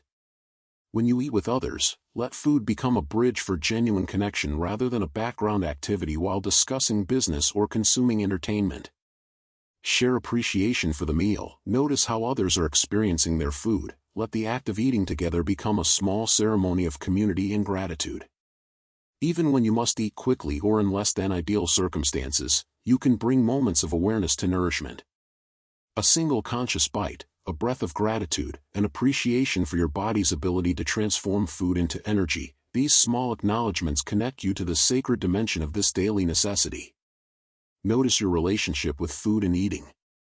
What would change if you approached your next meal as an opportunity for presence and gratitude rather than simply refueling? Sleep is sacred surrender. Of all the practices that can reconnect us with natural harmony, perhaps none is more fundamental or more challenging in our stimulated culture than learning to sleep as an act of conscious surrender rather than unconscious collapse. Sleep is not simply the absence of waking consciousness, but a positive state of profound restoration and mystery. During sleep, your body repairs and regenerates itself, your mind processes and integrates the experiences of the day, and your spirit reconnects with sources of wisdom and creativity that are not available to the busy waking mind. Sleep is a return to the source, a nightly death and resurrection that reminds us of the deeper rhythms of existence. Yet we have turned sleep into another arena of struggle. We fight against tiredness, stimulate ourselves past natural sleepiness, then expect to suddenly shift into deep rest on command. We fill our bedrooms with screens and stimulation, then wonder why sleep feels restless and unrefreshing. We treat the time before sleep as simply more waking time rather than honoring it as a sacred transition. Creating conditions for truly restorative sleep begins hours before you actually lie down. As evening light begins to fade, you can begin the gradual process of shifting from the active, engaging energy of day toward the receptive, surrendering energy of night. This means gradually reducing stimulation, dimming artificial lights, turning off screens, engaging in quieter activities. Your nervous system needs time to shift gears, like a river gradually slowing as it approaches a peaceful lake. When you stimulate yourself right up until bedtime, you ask your system to make an impossible transition from highway speeds to complete stillness.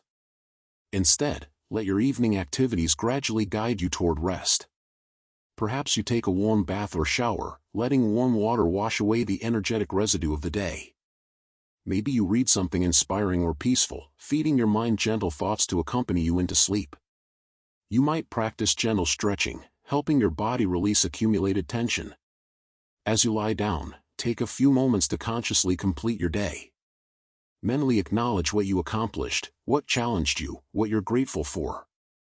Then, like setting down a heavy pack after a long journey, consciously release your concerns about tomorrow. Trust that the night will restore your energy and clarity for whatever tomorrow brings.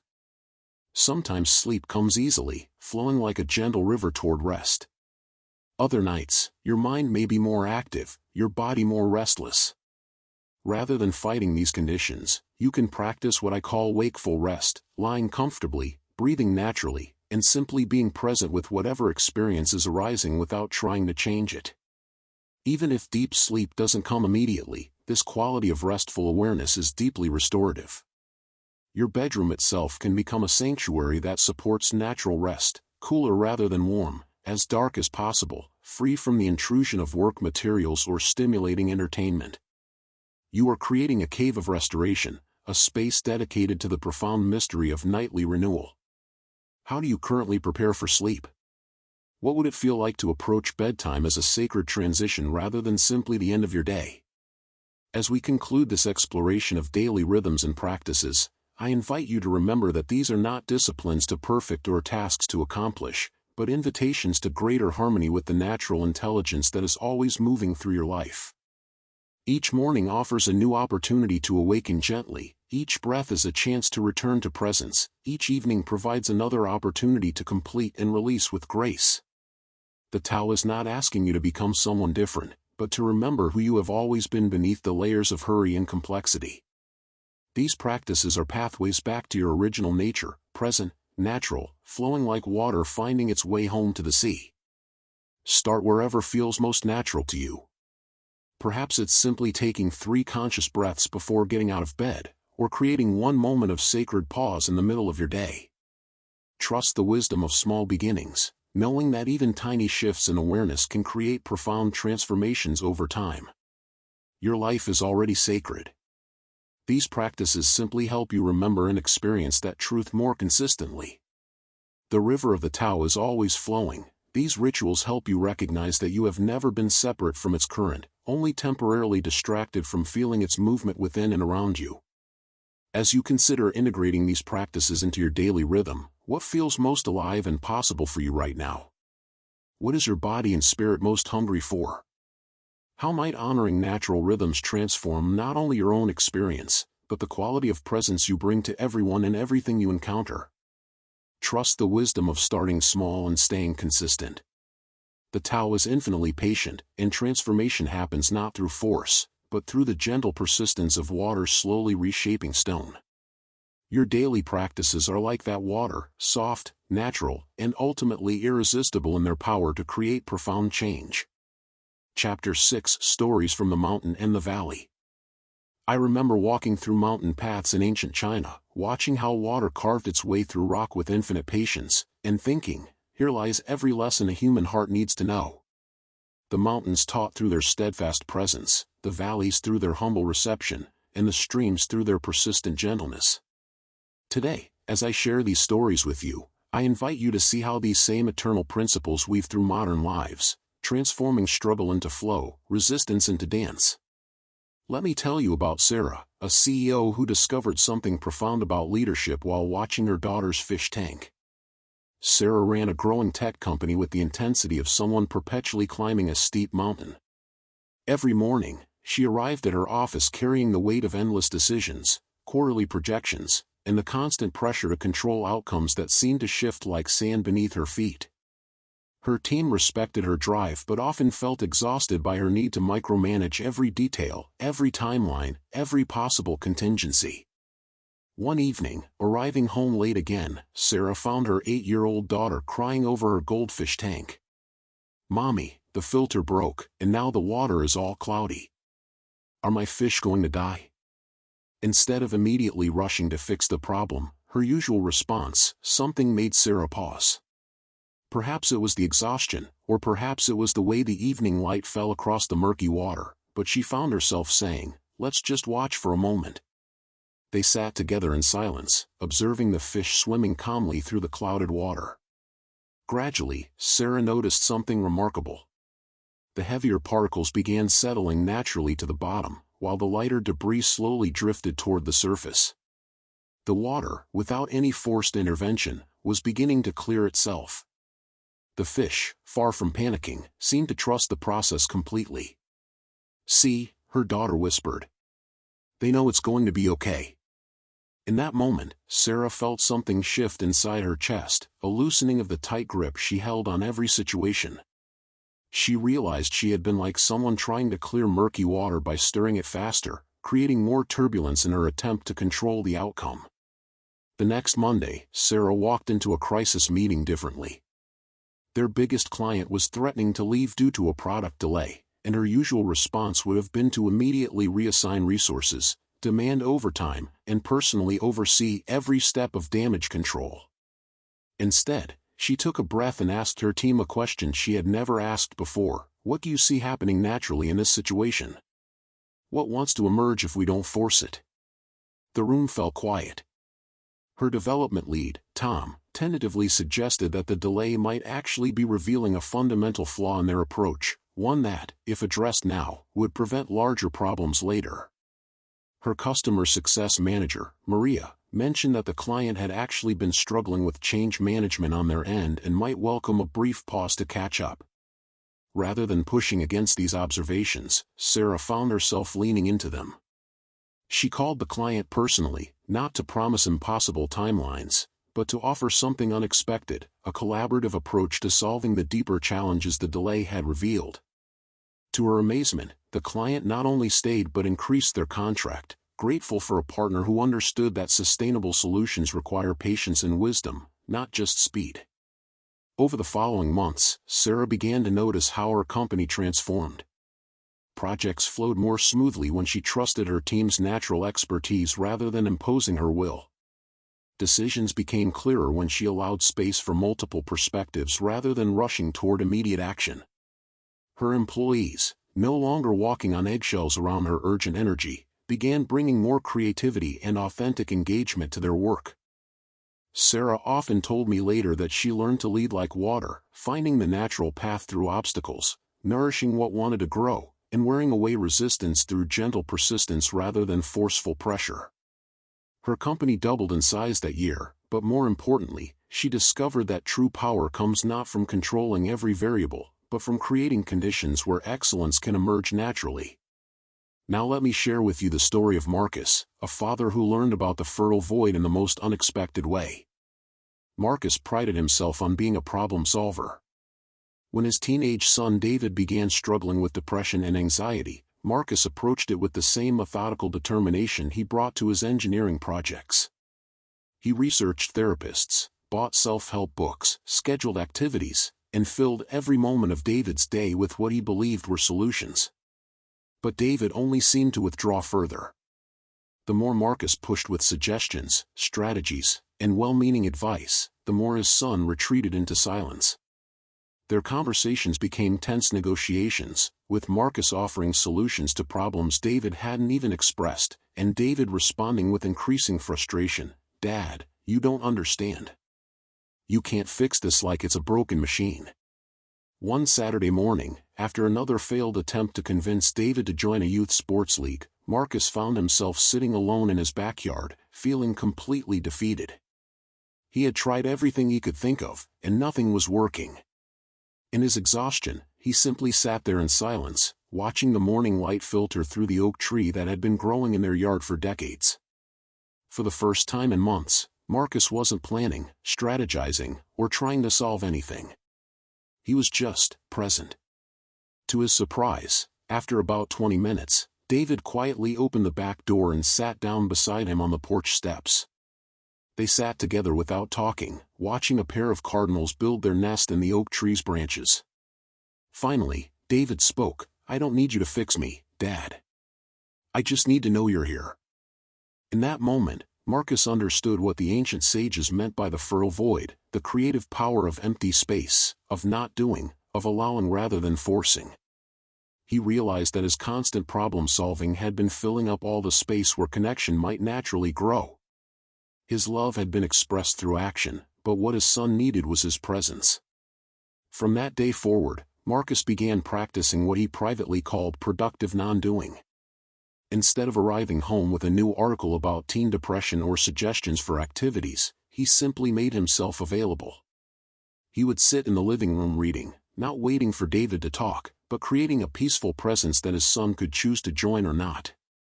Gradually, David began emerging from his room more often. Sometimes they would cook dinner together in comfortable silence.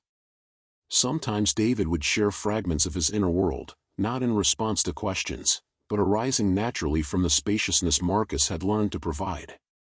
Marcus discovered that his son didn't need him to have answers, he needed him to be a safe harbor in the storm of adolescence. Their relationship deepened in ways Marcus had never imagined possible. David's depression didn't disappear overnight, but something more important happened: trust was restored. David began seeking his father's counsel, not because Marcus pushed advice, but because he had created space where authentic communication could flourish. Marcus often reflects now on how counterintuitive this wisdom felt at first, that sometimes the most powerful action is non-action, that creating space can be more healing than filling it with solutions, and that love sometimes means resisting the urge to fix and instead offering the gift of unconditional presence. Let me tell you about Elena, an artist who discovered the creative power of Wu Wei during her darkest professional period.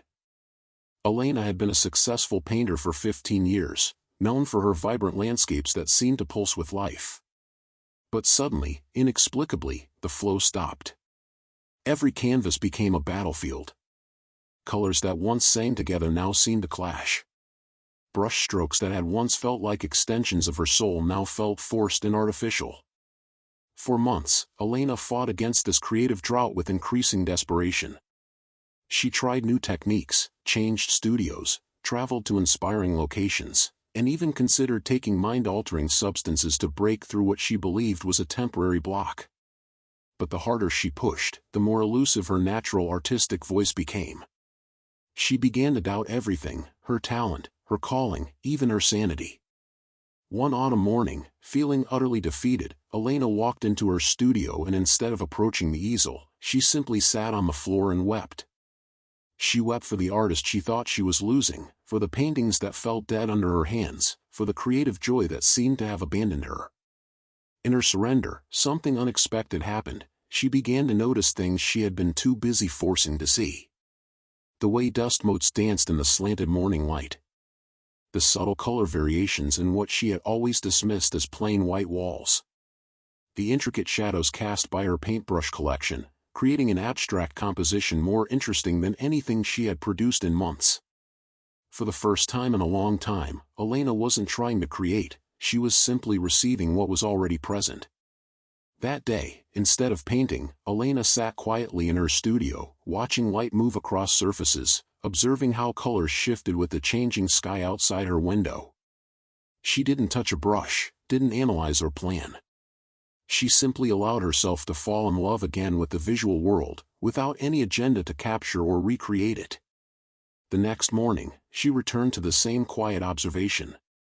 And the next. For 2 weeks, Elena practiced what she came to call creative non-doing, spending time in her studio without producing anything, simply letting her artistic sensitivity reawaken naturally. When she finally felt drawn to pick up a brush, something had fundamentally shifted. Her hand moved without the desperate urgency that had characterized her recent work. Colors seemed to choose themselves. The painting that emerged wasn't forced from her mind onto the canvas, it seemed to arise from a deeper source, flowing through her rather than from her. That painting became the first in a series that would later be called her Awakening Collection, works that art critics described as having a luminous quality that her earlier pieces, beautiful as they were, had never possessed. Elena realized that her creative block had not been an obstacle but a teacher, showing her the difference between creating from ego-driven will and creating from what she now understood as artistic Wu Wei.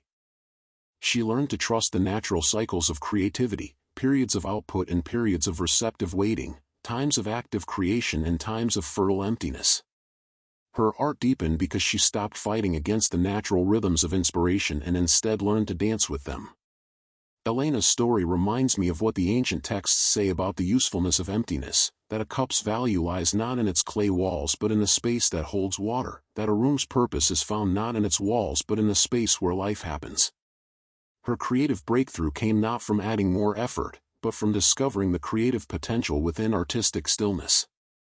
Now let me share with you the story of Robert and Jennifer, business partners whose bitter conflict became a gateway to understanding the dance of complementary opposites. They had started their marketing consultancy as close friends, but 3 years later found themselves locked in constant disagreement about every aspect of their business. Robert favored aggressive growth strategies, rapid expansion, and bold risks. Jennifer preferred careful planning, sustainable development, and conservative decision-making. What had once felt like productive collaboration now felt like endless conflict. Robert would propose ambitious projects that excited him. Jennifer would point out potential pitfalls and suggest more cautious alternatives. Jennifer would present carefully researched strategies. Robert would complain they were too slow and would miss market opportunities. Their team meetings became tense negotiations, and their friendship seemed to be dissolving under the pressure of their opposing approaches. Both considered dissolving the partnership until a mutual friend, knowing my work with ancient Chinese philosophy, suggested they spend a day exploring their conflict through the lens of yin and yang principles. Initially skeptical, they agreed to meet with me at a quiet tea house overlooking a lake. I began by asking them to observe the lake before us, how the morning mist, yin, and the bright sunlight, yang, didn't fight for dominance but created a beautiful interplay of visibility and mystery. I pointed out how the still water, yin, perfectly reflected the dynamic clouds, yang, moving across the sky. Neither element was trying to eliminate the other, they were engaged in a constant dance that created something more beautiful than either could achieve alone. What if, I suggested, your different approaches aren't obstacles to overcome, but complementary forces that could create something more powerful than either of your individual visions? This question hung in the air as Robert and Jennifer began to see their partnership with new eyes. Instead of viewing Jennifer's caution as limiting Robert's vision, they began to explore how her careful analysis could actually enable more ambitious projects by identifying and preparing for potential challenges. Instead of seeing Robert's enthusiasm as reckless disregard for Jennifer's wisdom, they began to understand how his expansive thinking could help her detailed planning reach toward more inspiring possibilities. Over the following months, they restructured their business model to honor both of their natural strengths. Robert took the lead on vision, innovation, and client inspiration, while Jennifer guided implementation, sustainability, and risk management.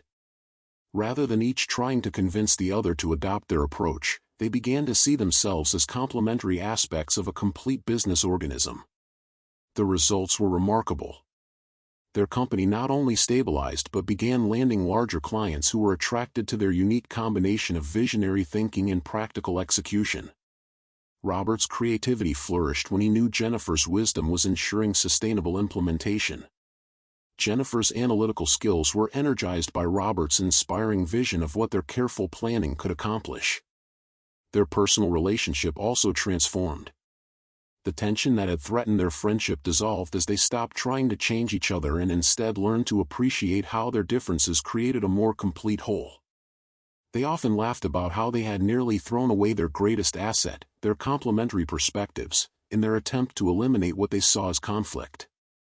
Robert and Jennifer's story illustrates one of the most profound teachings of the Tao, that apparent opposites are often complementary partners in a larger dance of wholeness.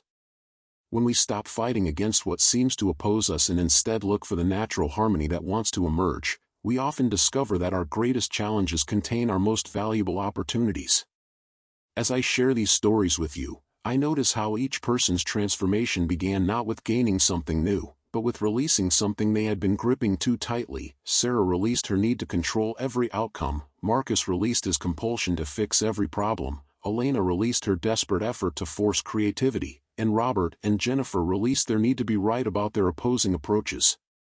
This is the gentle paradox that reveals itself again and again in the practice of Wu Wei, that our greatest power emerges not from accumulating more techniques or strategies, but from learning what to let go of, what to stop doing, what to cease forcing. Like a river that finds the ocean not by pushing upstream but by following the natural downward flow, we find our way to authentic effectiveness by aligning with what wants to happen rather than imposing what we think should happen. Take a moment now to breathe deeply and reflect. In your own life, where might you be pushing against the natural current? What would happen if, like Sarah, you pause to observe what wants to settle naturally instead of stirring the water with urgent activity? Like Marcus, where might creating space serve you better than filling every moment with solutions? Like Elena, What creative potential might be waiting in your willingness to stop forcing and start receiving? Consider also the conflicts or tensions in your relationships or work. How might these apparent oppositions actually be invitations to discover a more complete harmony, as Robert and Jennifer did? What if the person or situation that most challenges your approach is actually offering you access to a wisdom that complements your natural strengths? Here is a practice I invite you to try over the next few days. Choose one area of your life where you feel stuck or frustrated, perhaps a relationship that feels strained, a creative project that isn't flowing, or a professional challenge that seems resistant to your efforts. Instead of your usual approach of trying harder, pushing more, or seeking new strategies, practice what I call wise waiting. Spend 10 minutes each day simply observing this situation without trying to change it. Notice what wants to shift naturally when you're not forcing outcomes. Pay attention to insights that arise when you create space instead of filling every moment with action. Watch for signs of what wants to emerge rather than focusing on what you think should happen. Like the fish swimming calmly through cloudy water, trusting that clarity will return naturally, allow yourself to trust that solutions often emerge from spaciousness rather than from struggle. This isn't passive resignation, it's active receptivity, the art of creating conditions where wisdom can arise and authentic action can flow from a deeper source than mental effort alone. The mountain teaches us steadfast presence, the valley teaches us receptive openness, and the stream teaches us patient persistence. In your own life's landscape, you have opportunities to embody each of these qualities, discovering not through force but through natural unfolding the path that leads not to more control, but to more authentic flow with the deeper currents that guide all life toward its most beautiful expression. Chapter 7: The Season of 30 Moons. A 30-day program with practice scripts. There is something sacred about the number 30. It mirrors the phases of the moon, the rhythm of months, the cycles that nature has woven into the very fabric of existence. As I observe the natural world, I notice that transformation rarely happens in dramatic bursts. It unfolds like morning mist lifting from a valley, gentle and persistent, until one day we look around and realize everything has changed. I want to share with you a journey that honors this natural timing. Not the hurried pace of quick fixes or weekend workshops, but the patient unfolding that allows new ways of being to take root in the deep soil of your daily life. This is what I call the season of 30 moons, a month-long invitation to let the Tao guide your days with the same quiet consistency that moves water down a mountainside. Week 1: Planting Seeds, Basic Practices of Presence. The first 7 days are like preparing soil in early spring. We're not looking for dramatic changes, but rather creating conditions where transformation can naturally occur. I've watched gardeners work, and the wisest ones know that the most important work happens before anything visible appears above ground. Begin each morning by simply noticing that you are breathing. Not controlling your breath, not changing it, just witnessing this miracle that has sustained you through every moment of your life. Sit at the edge of your bed, feet touching the floor, and let 3 natural breaths move through you like wind through leaves. Feel how your body already knows how to receive life, how to let go, how to begin again. As you move into your day, practice what I call the pause of presence. Between activities, before opening your computer, before answering the phone, before entering a meeting, allow one conscious breath to create a space of awareness. This isn't about slowing down your life, it's about showing up more fully for the life you're already living. In the evenings of this first week, spend 5 minutes observing without judgment. Sit quietly and notice what arises in your mind and body. Don't try to fix anything or make it different. Practice being the clear mountain lake that reflects whatever clouds pass overhead, present to everything, attached to nothing. I encourage you to keep a simple journal during these days. Not elaborate reflections, but brief notes about moments when you remembered to pause, when you noticed yourself forcing, when you felt the natural rhythm of your breath. These seeds of awareness will grow into wisdom if tended with gentle attention. Moment of reflection. Notice how often during this first week you find yourself rushing ahead mentally while your body is doing something else. What would it feel like to bring your mind and body into the same moment? Moment of reflection. Observe your relationship with the pauses you're creating. Do you feel guilty about taking these breaths of presence? What does this reveal about how you've been conditioned to relate to time? Practice. Choose one daily activity, brushing teeth, washing dishes, walking to your car, and commit to doing it with complete presence this week. Let this become your gateway to remembering that ordinary moments can be doorways to the sacred. Week 2 Roots Deepen, integrating Wu Wei into daily life. Now we begin to apply the principle of non-forcing action to the practical activities that fill your days. Wu Wei is not about doing nothing, it's about finding the most natural, effective way to accomplish what truly needs to be done. Like a skilled sailor who works with wind and current rather than against them, you'll learn to navigate your responsibilities with grace instead of struggle. Start by identifying 3 recurring situations where you typically use more effort than necessary. Perhaps it's trying to convince someone in meetings, or pushing yourself through email responses, or forcing conversations with loved ones. This week, experiment with a softer approach. Instead of pushing the river, discover where it naturally wants to flow. When you notice yourself gripping tightly, whether it's your shoulders, your schedule, or your expectations, pause and ask, how might this unfold if I trusted the natural timing? Sometimes the answer is to continue with action, but with a quality of ease. Sometimes it's to step back and allow space for solutions to emerge. Practice the art of responsive action versus reactive action. When something unexpected arises, take one breath before responding. Let your response come from the calm center of your being rather than from the turbulent surface of immediate emotion. Notice how this small pause often reveals wiser options than your first impulse suggested. In your work life, experiment with what I call strategic receptivity. Instead of forcing your agenda in every interaction, spend the first few minutes of meetings or conversations truly listening for what wants to emerge. You may discover that solutions arise more naturally when you create space for collective wisdom to surface. Moment of reflection. Where in your life are you swimming upstream when you could be floating with the current? What would change if you trusted the natural flow more than your need to control outcomes? Moment of reflection. Notice the difference between laziness and Wu Wei. Wu Wei contains alertness and readiness, it's active receptivity rather than passive waiting. How does this distinction feel in your body? Practice. Choose one challenging relationship or situation this week. Instead of your usual approach of trying to change or control it, practice water-like response, finding the natural openings, moving around obstacles, maintaining your essential nature while adapting your form. Week 3 Sprouting flexibility, applying yin-yang in relationships and inner conflicts. By the 3rd week, you're ready to explore the dynamic dance of opposites that gives life its richness and vitality. Yin and yang are not opposing forces fighting for dominance, but complementary energies that create wholeness through their interplay. This week, you'll learn to recognize these polarities within yourself and in your relationships, finding harmony through balance rather than victory. Begin each day by acknowledging both your expanding energy, yang, and your receptive energy, yin. Some mornings you may awake with natural drive and clarity. Honor this by engaging actively with your priorities. Other mornings you may feel softer, more inward. Respect this by creating space for reflection and gentler activities. Instead of forcing the same energy every day, learn to work with your natural rhythms.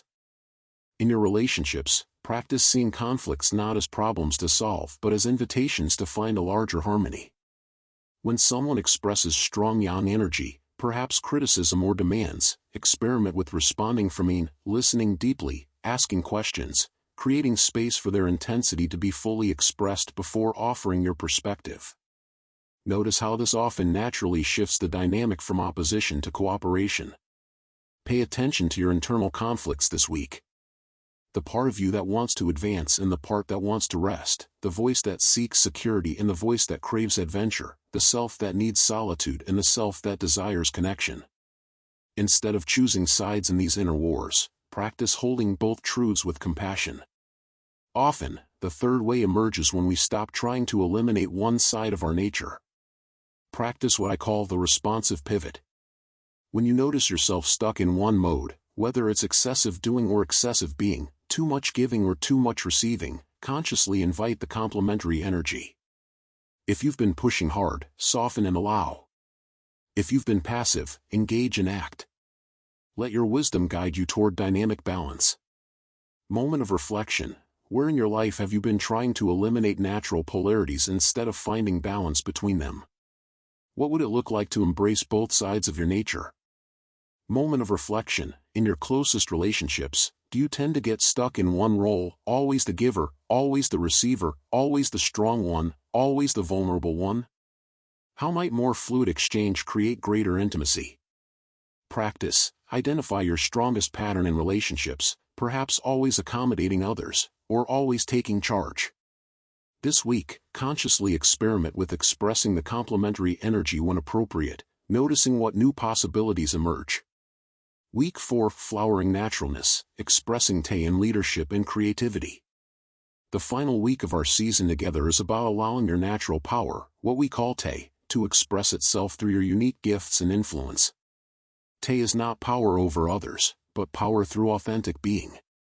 It's the influence you have when you're completely yourself, the way a blooming flower naturally attracts attention without trying to be noticed. Begin to notice how your authentic presence affects others. When you're genuinely relaxed and present, people around you often naturally relax as well. When you speak from your truth without agenda, others feel permission to be more honest. This is Tay in action, influence that arises from being rather than doing. In your work environment, practice what I call leadership like water. Instead of imposing your vision, share it in a way that allows others to see how it connects with their own deeper purposes. Ask questions that help people discover their own wisdom rather than giving answers that make them dependent on yours. Notice how this approach often generates more genuine enthusiasm and creativity than directive leadership. For your creative expression, whether in formal artistic pursuits or in the art of living itself, practice getting out of your own way. Set up conditions that support creativity, then trust what wants to emerge through you. Like a riverbed that shapes water's flow while allowing its essential nature to remain unchanged, provide structure for your creative energy while respecting its mysterious source. As this week progresses, pay attention to moments when you feel most authentically yourself. What conditions support this naturalness? What environments, activities, or relationships allow your essential nature to shine without performance or pretense? These insights become your guide for designing a life that honors your true nature. Begin to consider how this practice might continue beyond our 30 days together. The goal was never to complete a program, but to remember a way of being that is always available. Like learning to ride a bicycle, once you've experienced the feeling of flowing with the Tao, you can return to this balance whenever you remember to stop struggling and trust your natural wisdom. Moment of reflection. When do you feel most naturally powerful, not through force or manipulation, but through authentic presence? What would it look like to trust this natural influence more fully? Moment of reflection. How has your relationship with effort changed over these 30 days? Can you sense the difference between struggle and appropriate action? Practice. Identify one area of your life where you've been trying to force results through willpower alone. Spend this week experimenting with creating optimal conditions and then trusting what naturally unfolds, observing how this shift affects both your experience and your outcomes. As our season of 30 moons draws to its natural conclusion, I want you to know that you haven't learned anything new, you've remembered something ancient that was never lost. The Tao that flows through rivers and seasons also flows through you. The wisdom that moves planets in their orbits and buds on their branches is the same wisdom that can guide your daily choices when you remember to listen. Take with you not just the practices, but the understanding that every moment offers a fresh invitation to choose harmony over struggle, trust over control, presence over performance. The path continues with each breath, each step, each conscious choice to flow with rather than against the current of your own becoming. Chapter 8, The Return to the Home We Never Left. As I sit here in the gentle twilight of our journey together, I feel the same quiet satisfaction that comes after tending a garden through all 4 seasons. We have planted seeds in the dark soil of winter uncertainty, nurtured tender shoots through the challenging storms of spring growth, basked in the full flowering of summer understanding, and now we gather the harvest of autumn wisdom. Yet like the eternal wheel of seasons, this ending is also a beginning, for the Tao flows in circles, always returning us to where we started, though we arrive with eyes newly opened. You may notice something curious happening as you close this final chapter. The person who began reading these words weeks ago, perhaps rushing through pages, seeking quick answers, carrying the familiar weight of trying to control outcomes, that person has been quietly transforming. not through force or dramatic revelation, but through the gentle persistence of water wearing new channels in stone. The changes may feel so natural now that you hardly recognize them, like a tree that doesn't notice its own growth until someone mentions how much taller it has become. This is the first sign that you have been walking the pathless path of the Tao. Transformation happens so organically that it feels like remembering rather than learning. When Wu Wei becomes your natural response to pressure instead of resistance, when you find yourself pausing to breathe before reacting to difficult news, when conflicts begin to feel more like dances than battles, these shifts arise not because you have acquired something new, but because you have returned to something essential that was always there, buried beneath layers of cultural conditioning and personal striving. The ancient masters spoke of this as returning to the uncarved block, that state of natural simplicity we possessed as children, before we learned to complicate our responses to life. Yet this return is not regression, it is integration. You bring back to that essential simplicity all the wisdom earned through experience, all the compassion developed through understanding both joy and sorrow. Like a master calligrapher who practices for decades to write with the same spontaneous beauty as a child's first brushstroke, but now with depth and intention flowing through that simplicity. In my own journey through the millennia of human seeking, I have witnessed this same recognition dawn in countless hearts. The mother who stops trying to force her teenager to be different and discovers their relationship naturally healing. The executive who lets go of micromanaging and watches her team's creativity flourish. The artist who ceases striving to create something profound and finds that profound beauty flows effortlessly from his relaxed attention. Each discovers they were not learning a new skill, but removing the obstacles to their natural way of being. This recognition brings with it a particular kind of commitment, not the rigid determination of the ego to maintain a spiritual image, but the gentle persistence of a river following its natural course toward the sea. Your commitment to living these principles needs no dramatic declarations or public promises. It lives in the quiet moment when you choose to respond rather than react, in the soft breath that reminds you to return to presence, in the willingness to begin again each time you notice you have slipped into old patterns of force and struggle. I invite you to feel into this commitment now, not as another item on your self-improvement list, but as a homecoming to your authentic nature. Perhaps it sounds like this: I choose to trust the wisdom of my natural responses over the urgency of my manufactured pressures. I choose to move with the intelligence of life rather than against it. I choose to remember that my deepest strength comes not from controlling outcomes, but from aligning with the flow that is always already carrying me toward what is needed. Notice how this commitment feels different from the goals you may have set in the past. There is no timeline for completion, no metrics for success, no comparison with others walking their own paths. Like a tree that doesn't question its commitment to growing toward light while sinking roots deeper into earth, your commitment to the Tao is simply a recognition of your nature expressing itself. As you continue living from this recognition, you will begin to notice the subtle signs that confirm you are aligned with your true path. These signs rarely come as dramatic spiritual experiences or sudden life changes. More often, they appear as a general sense of rightness in your daily choices, a feeling of being supported by life rather than struggling against it. Conversations begin to flow more naturally. Solutions to long-standing problems seem to present themselves without your forcing them. You find yourself in the right place at the right time with increasing frequency, not through careful planning, but through following your intuitive sense of what wants to emerge. Perhaps most significantly, you will notice that your presence begins to affect others differently. Without preaching or trying to convert anyone to your way of seeing, your own embodiment of natural harmony creates space for others to relax into their authentic selves. This is what the ancients called teaching without words, the transmission that happens when someone encounters genuine peace and remembers their own capacity for that same peace. This brings us to one of the most beautiful aspects of the pathless path. You cannot walk it alone, yet no one else can walk it for you. As you continue to embody these principles, you will naturally attract and be attracted to others who are walking their own version of this same journey. These may be formal communities that gather to study Taoist principles, or they may be the informal network of kindred spirits you encounter in everyday life, the cashier who maintains genuine warmth in the midst of holiday rushing, the coworker who brings calm presence to stressful meetings, the neighbor who tends her garden with obvious love and patience. creating or finding your community of practice doesn't require seeking out people who share your exact beliefs or practices. Instead, it means recognizing and nurturing connections with anyone who values authenticity over performance, presence over productivity, harmony over dominance. These relationships become mutual reminders to return to what matters most when the world's urgency threatens to pull you back into old patterns of striving and forcing. For you will have moments of forgetting. This too is part of the natural way. Like a bird that occasionally flies into a window because it was focused on something in the distance rather than what was immediately present, you will sometimes find yourself caught up in old habits of resistance, control, or urgent striving.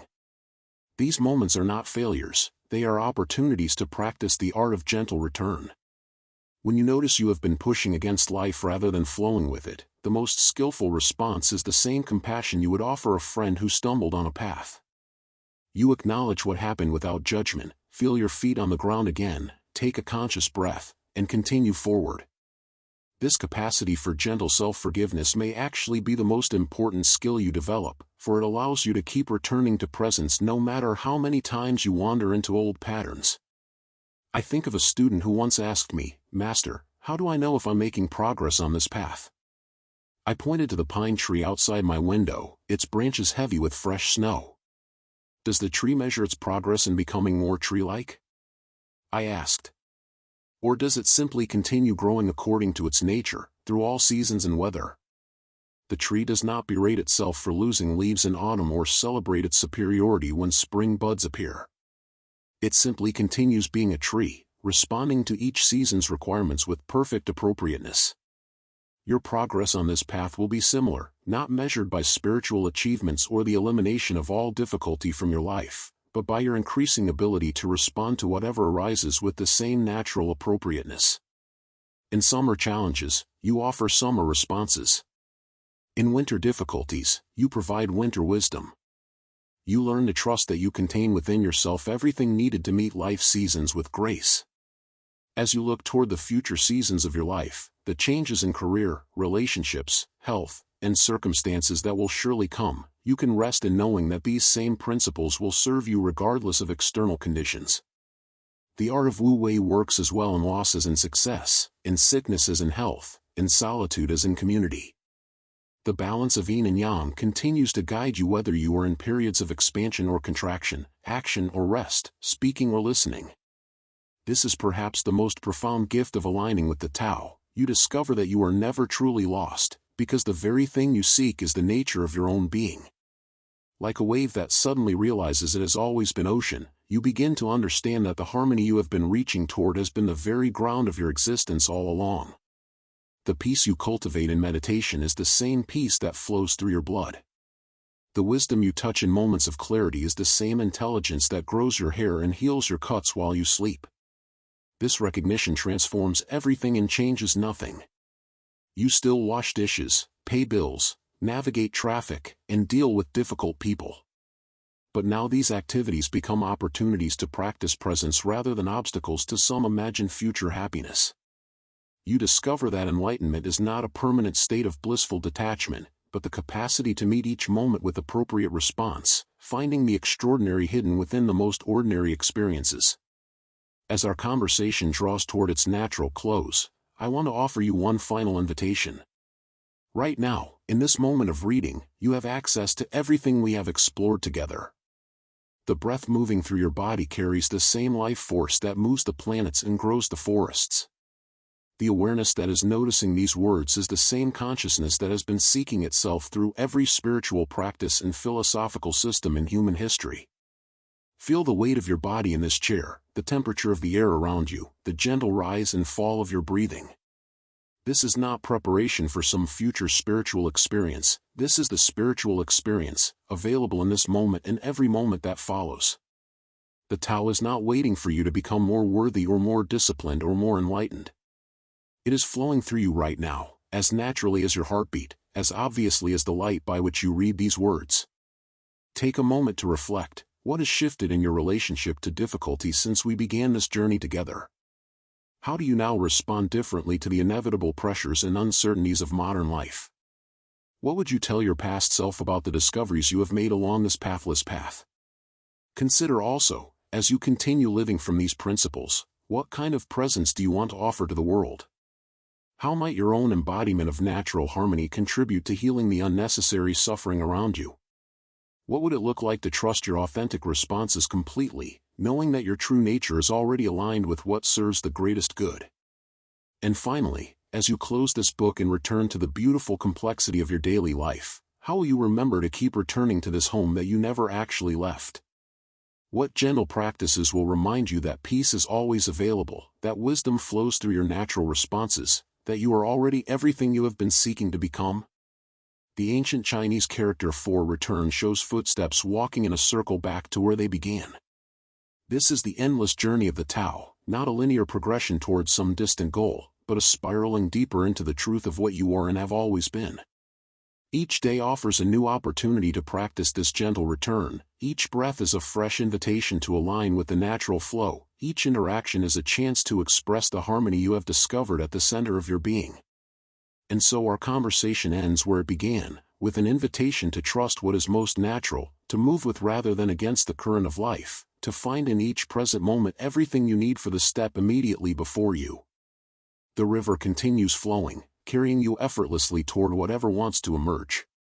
Your only task is to relax into the current and let yourself be carried home. The Tao that can be spoken is not the eternal Tao, but the Tao that lives through your authentic responses, flows through your compassionate presence, and expresses itself as your unique way of being in the world. This Tao speaks itself perfectly through the simple fact of your existence. Trust this. Return to this. Rest in this ancient and ever-present home that you never actually left, but which welcomes you back with infinite tenderness each time you remember you belong here.